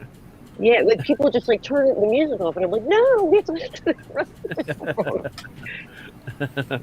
I have been since I moved to this house, I bought a drum set and an electric guitar, and I've been a drummer for most of my life, but not your neighbors love an you. electric guitar, a guitarist rather. But I just wanted to see how good I could get, so I've been taking lessons. But I play drums about 3 times a week, and I'm listening to like an album of the Donnas and then like a Billy Idol album. I love the Donnas. I do. Oh, me too. I can't get enough of the Donnas. And they were considered like later, like newer. I consider them newer, but they're not. They're newer because like when they were a newer punk band from what I remember asking Robert Meyer Burnett about the Donnas, and he was like, yeah, but can we talk about something in this decade? And I was like, dude, they were like 2017. What are you talking about? They seem that new to me. Yeah, no, that's funny. My buddy Pete, he does that to me all the time. He's like, Courtney, that was 20 years ago. That wasn't yesterday. I know, right? It is yesterday. I've got a friend that's such a huge Jethro Tull fan that he was in a band that was kind of formulated the same way as Jethro Tull. They had a flute player and all that kind of stuff. I love Jethro Tull. Seen him. How do you know it's prog rock? They have a flute. They have a flute, yeah. Yes, I think it's 50th anniversary is coming up. Edition, yep. I mean, it's here we go. So so Captain Cockney's Buck. you got to listen to some Tull. But yeah, they're coming out with this collector's edition, which is awesome because they have the audio DVDs. So if you're a music file, God, the audio DVDs are gorgeous. I mean, they give you the original mono usually. I'm sure this album, or probably this album was stereo. It's new enough, but what's great is they give you the new and the old, and they'll do a new mix. So I just love this stuff, and it's just thick as a brick. It's all one song. So side A and side B. So it's 43 minutes long, but there's so many intricacies to the song, and there's two different radio edits they'll play. There's a shorter one, and then the longer one that cuts out when it really, really gets going. But, it's just a brilliant album. So I got to pick that up. I think I have the 40th anniversary one too, but the DVD audio is just it's so good. I love all music. Prog rock was one of it just is not my favorite. I think for that reason. Maybe I was too ADD. But then again, because it's all over the place. Yeah. Stuff like that. Or maybe it was the flute. I don't know. Yep. Well, unfortunately, the last time I saw Jethro Tull, Ian Anderson had a lot of vocal problems in the 80s, and his voice has been going downhill. And he did Thick as a Brick too, and he had some performers, and they performed kind of like a stage show, and they were always innovative, Tull, with their performances and their act. And but this last time, his voice is just so gone. I mean, and it's it's a shame, but he did have major vocal problems. He has a great classic rock voice. It was just really sad to see him. The music was phenomenal. I mean, the band is fantastic. Have you seen the documentary Val? I haven't seen that yet, but that's on Val Kilmer you're talking about? Yeah. It's Val Kilmer, and his voice is basically gone. I think he had esophageal cancer. Yeah. But what he does now when he acts is that he does the acting, and his son, who sounds exactly like him, loops his dialogue. Oh, that's really cool. That is really cool. Although I've always hated Val Kilmer. I don't hate Val Kilmer. He's not one of my favorites, but I don't. I like the Spartan. I think he's really good in that. I like True Romance. On the whole, I'm not really a big Val Kilmer fan. And in other music news, was it Dave Davies or Ray Davies said he was abducted by aliens? Cardinal, you should be all over that story. Did you hear that story? No. For the Kinks, was it Dave Davies or Ray Davies? Actually, it's pronounced. Who's Davis. the guitar? Davis. It's pronounced okay, Davis. Dave Davis. Yeah, Dave. Yeah. Let me call up the article, and then I think we'll call it a night, and we'll all get abducted by aliens. There you go. But I love the Kinks. I could use a good probing. Yeah, so let's see where if I can find that article. And since you mentioned that, where is my Mr. clip? Davis? Yeah. Klingons do not allow themselves to be probed.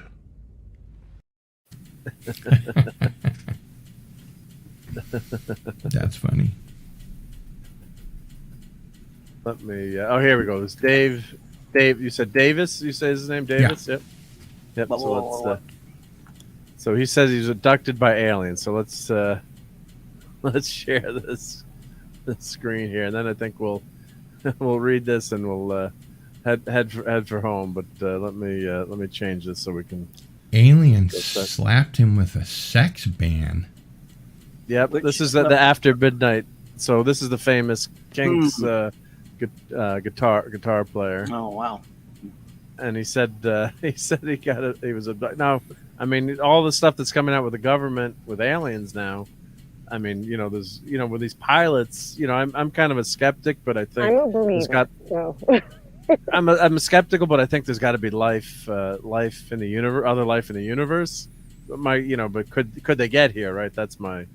Yeah, I'm not saying I believe that he was abducted. I think that I've studied a lot of abduction lore and literature.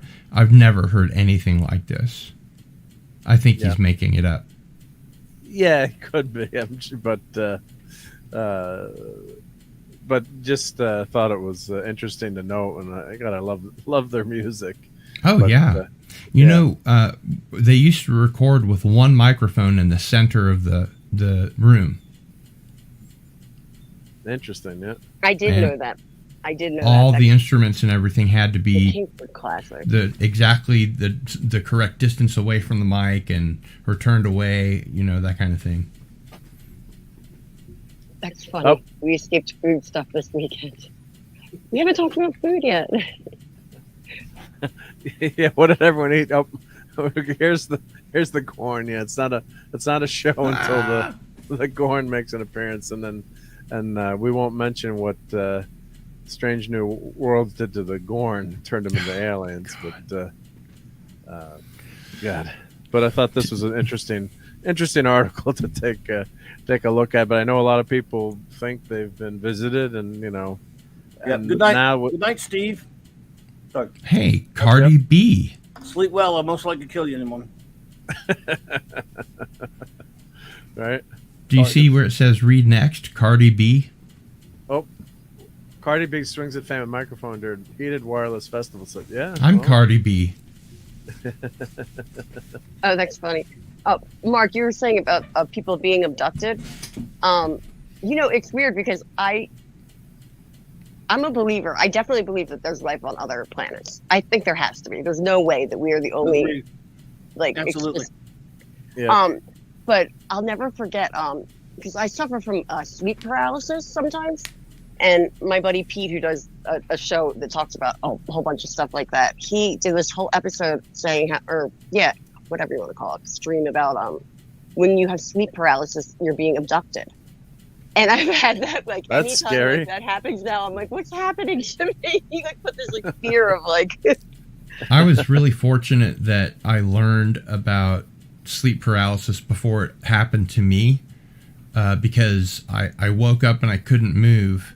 It's terrifying. And my initial thought was, like oh shit, you know. I'm What in is an sleep abduction paralysis? scenario. You wake up and you can't move. You're saying? Because you wake up and you can't do anything. When you it's go to like sleep, your body paralyzes your body so that anything that you're dreaming about, you won't act out and like fall out of bed or hurt yourself. And so in the morning or whenever you wake up,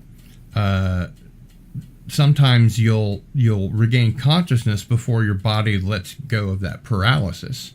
And it can seem like 5 or 10 minutes, but usually it's just 30 seconds or less.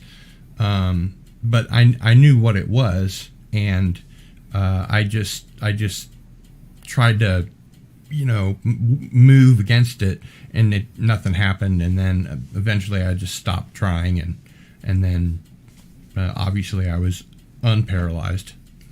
I think I'm making movements now. Yeah, it's weird because I'm an insomniac, but so when I do sleep, I go to sleep like it's almost like I have narcolepsy, and I'll go into like the deepest slumber. I don't know what is going on, and I think that's why that happens to me then. Because it's happened to me. That has got to be scary. But one of the scariest things that happened to me was just turned out to be my cousins, who are, you know, like my older brothers, making fun of me. I was sleeping over on Halloween night, and they're about 10 years older than me, and I'm like 8 years old, and we watched The Great Pumpkin, Charlie Brown. So I'm sleeping in a cot, like in front of the closet, and they've got 2 twin beds in the room, and you know it's totally dark in the room. And they would get up and they would shake me, and they're like, I don't know what they were saying, but like, the Great Pumpkin is coming to get you. You know, I'm like an 8-year-old or 5-year-old kid, right? And then I'm like, and I'm in bed, and I'm like, you know, I just remember being terrified and like, the Great Pumpkin's coming for you. And then they would shake the bed. And then one time I just started screaming, and my aunt Ruth came in, like, what's the matter? I'm like, the Great Pumpkin's gonna get me. And then she started yelling at my cousins, and then they did it again. And I think my uncle came in, is like, if you scare him again, you get, you know, whatever. He screamed at him, but like clobbering time. Yeah, I was just remember like in the beginning, I was so scared. I couldn't do anything or say anything, you know, because when you're a little kid like that, and they thought, and of course they loved me, you know, they were just having fun, but in the dark, you know, in their house, and you're in a strange place. So I'm like, and we still laugh about it today, like, you know, the freaking great pumpkin, freaking Gorn. So I think you're scarred by a lot of your childhood. The best story, like your birthday party that was the Courtney? bad movie or whatever. oh, Courtney, your mic went bad for a second there. Yeah, it's like there's something between your Can you mouth hear me and the now? mic. Yes. Okay, I have There a you new headset in the mail right now because I have a terrible mic. But I know all of your childhood stories were like the birthday party or wherever when you took all your friends to like what was it, the bad movie or something. We Like, went to see Green Lantern. Yep. they cracked me up, and the Great Pumpkin. Now that's the best one yet. You stole that the cow, and your friend tried to make it with the cow. I got a party with you, pal. Sorry, you said stories. Yeah. Stripes. What- Actually, I was in a band once where we had a song called "The Great Pumpkin." Oh man. I got a rock. Yeah, you got to rock. All right. Well, I think this is a good note to I just got that. to call it a early evening, and it was great. Yeah, and the Gorns are an issue. Yeah, so yeah, Strange New Worlds. They turn the Gorns into aliens in one of the And he later. meets the issues. Geiger aliens. Yeah. Giger. I haven't watched it. I skimmed through it. Eager? H.R. Giger. I have Hans, mispronounced that my Hans whole Rudy life. Giger. He's a Swiss Deutsch, Swiss German. I mispronounced that my whole forever. Schweizerdeutsch. Thank you for that. Actually, I'll But, take you I'm word an for it. idiot. But when you land in Zurich, I'm Swiss, but we're the French-speaking Swiss. So I started laughing when I heard the intercom because I thought it sounded like the Swedish chef, like Yeah. like no offense, and like our Swiss German friends. It's like because their Germans sounds totally different than the High German. But yeah, that's an aside there. But that was I landed in the airport. I was laughing. Lucerne, Switzerland, be the That's French? German, Yeah, that's the German. Okay, I've been Yep. there. When Giger died, his partner, his business partner, turned his house into a museum because he has fountains and all kinds of things. He made chairs and made them out of a mold so that they were all like bones and vertebrae and things like that, and the feet on the chairs were little alien feet, and you could buy whatever you want, if you've got more money than sense. You can buy whatever you want that's like gold-plated alien, biomechanical whatever. No job is too big, that's no so fee is too cool. big. I just can't believe I've been mispronouncing it forever. Well, I feel like the it's reason coming. that I correct folks is not to lord it over them, but so they won't mispronounce it in the future. So No, I'm with hopefully- you on that. I appreciate that. nothing wrong with I that. don't It's take like that as a somebody good friend making would me tell look you like if a you dummy. have spinach in your teeth. I will same tell a thing. stranger that. The problem is know- Cardinal though too when you try to pronounce it though, and if you're a foreigner and you're in the country, then they still make. I'm joking, but family would make fun of your accent, because you'd say Giger, but unless you're from that country, you're still getting the accent wrong. Like my grandmother, first time she kept saying Mark, and I'm like, and Like my she's dad's from like, Boston. I was gonna say. well, I'm trying to do the Swiss accent. Like they say Mark, the A, I'm exaggerating, but the A is like Mark, not Mark. It's like Right. M-A. Like Nicole is Nicole almost. My daughter's name Nicole. Nicola. So they're calling my dad's like my dad's like Grandma's calling you. I'm like, yeah, but that's not my name. Ma. She said that, but it's just but it's the pronunciation. So it's your ears. So as much as it's always good to try to get it right. But We the won't funny mock thing is you like, for it, don't and worry. then like we had friends here and we're like, well, it's McDonald's. They're like, no, it's McDonald. No, it's McDonald's. I'm like, you guys are from Europe. Trust me. It's How would There's you a know? difference between Mick and Mac because isn't Mac They're like- Scottish and Mick is Irish? They kept saying it's Mac. They would all say McDonald's. Like, no, it's McDonald's. So. Yeah, because Mac means the clan following Mac, and Mick doesn't.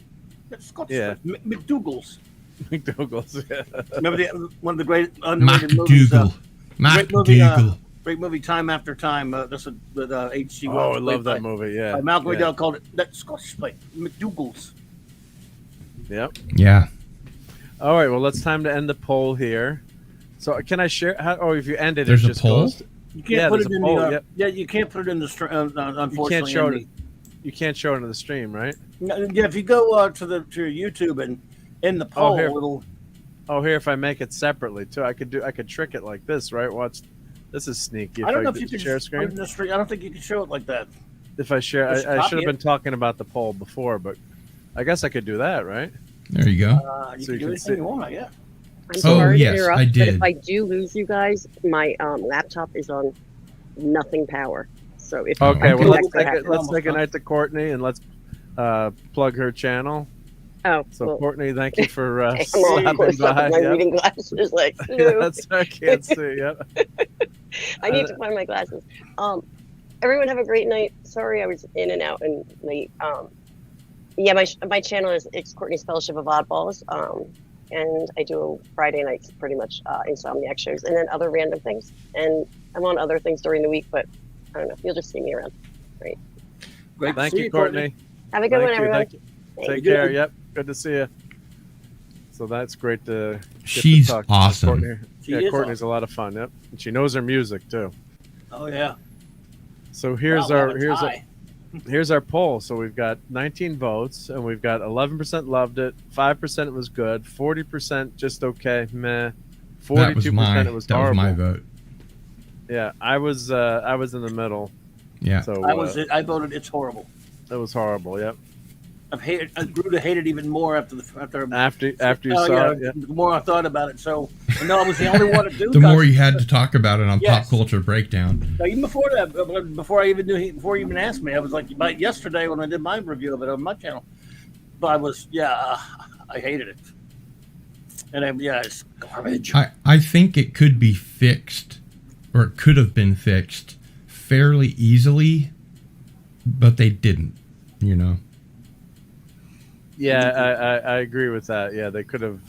Well, if you could, because the bones of the story is a good story. I think. Maybe yeah. I'm biased from reading the comic. There's so much stuff that would have to be taken out of it. I think if they kept the goats and the basic storyline and just reworked everything else, like I said, pull out 50% of the Taika Waititi jokes, that it would have been. If we take that out, there's no movie in there. passable. Like That's what I'm 90% of saying. The movie is Yeah. just jokes. Yeah. Now here you have to redo the whole story. I don't think you can fix that movie by editing it, though. I'm thinking. Cardi No, but B I'm saying- swings at fan with microphone during heated wireless festival set. Oh, yep. Oh, my stream came up. Yep. That was from sharing the stream before. Yeah, I think. I mean, what I'm saying is the comic book story is a decent story, but if someone commented on one of my chats, like, why don't we get Beta Ray Bill first or some other stories? But that's probably the best modern Thor story, I think. Because they wanted to have Thor woman. Yeah. Well, and also they may be saving the best for last because, like Robert Downey Jr., Chris Hemsworth isn't going to be in this kind of shape forever. Oh, so yeah, they probably want him to tough go to do. out with a bang, and I think Beta Ray Bill is something they're saving for that. They're not going to do Beta Ray Bill. Never. Are you a betting man, Clauby? Yes, sir. Whoops. I bet you. You want to bet a Beta Ray Bill figure? No, just Well, I'm kidding. not. But maybe we'll call him Beta Male Bill. There you Yeah. go. So, all right. Well, we've gone on. No, this has all been great discussion. I think we could go another half hour. I'm taquini tired, so Yeah. But why don't we? I'm going to put Cardinal Sin up, and I'm going to put your channel on the link. Wow. And I thanks for really having me appreciate on. being here tonight. It was a lot of fun.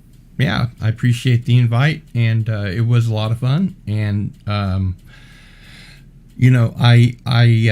happened to do an unboxing just before I saw your invitation, and I said during my unboxing that it's a fool's errand to stream against Doomcock, but I guess you do it every week, so maybe not. Yeah, it's a good time for me. So end of the week and kind of, during the week, a lot of times it's real busy and you got stuff going on the next day. So Sunday night's kind of like, no matter what, let's just stream. And yeah, I know a lot of my buddies are on Doomcock. Of course, Clobbering Times obviously is on Doomcock, and a lot of the people are, mod and, but it's a good time for me. So, and then people can watch on the rewind part of it maybe. But, and you probably can't see, but up here, I have Leonard Nimoy's autograph and William Shatner's autograph. Oh, that's great. Yeah. And is that a Mondo print man thing? Is that the Mondo poster? Because yes. I thought Mondo. Yes, it is. Yeah, that's Mondo, right? Yep. Yep. Yeah, that was I had it framed. Nice. Yeah, it was like $199 to frame it.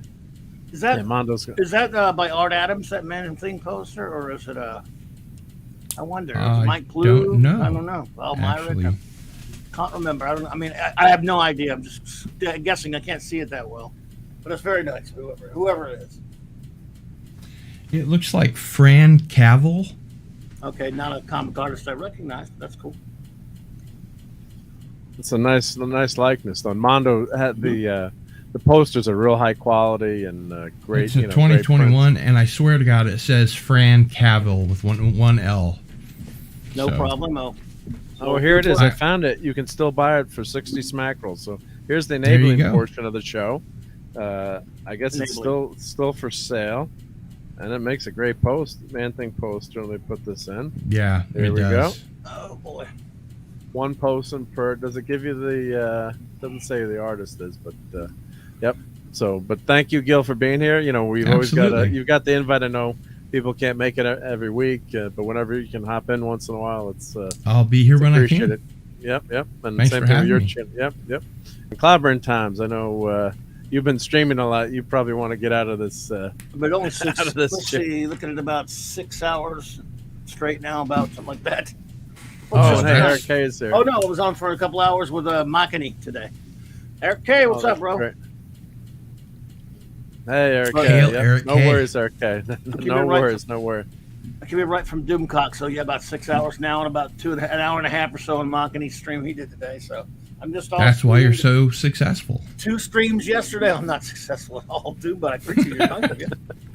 In fact, it's not a night I haven't streamed this past week, so maybe I'll get one night next week where I don't stream. I don't know, maybe Tuesday. No, I'm streaming. There's not a night I'm not streaming for the next forever. I just realized. Well, I got to mention real quick. I know Hungry Boy says we want to get out of here. I can show clam pizza, but boy, when this you were talking joke has really stretched got too some far, legs, hasn't it? It's got some legs or shells.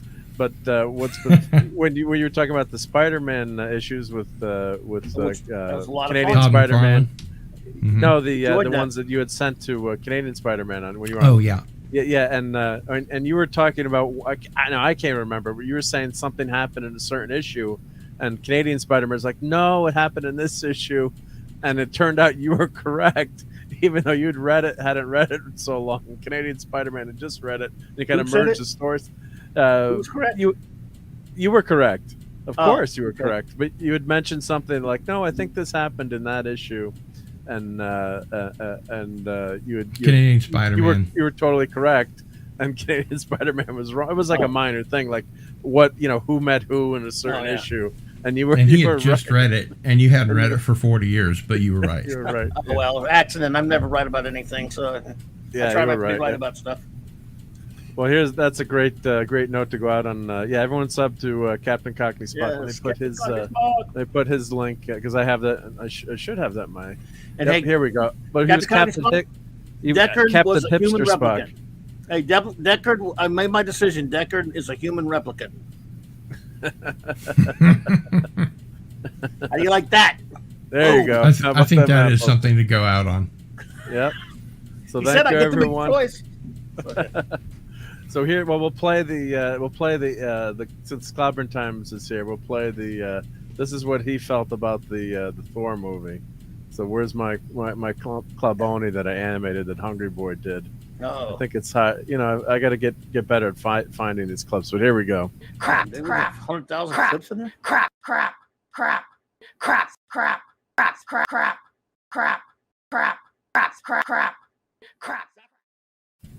And see, there you had the Liberator that looked like a microphone with engines. There we go. Yeah. Take care, everybody. Yep. Thank you, everyone. Have a great week, and catch you the next time. Bye. Indeed. It's 106 miles to Chicago. We got a full tank of gas, half a pack of cigarettes. It's dark, and we're wearing sunglasses. Hit it.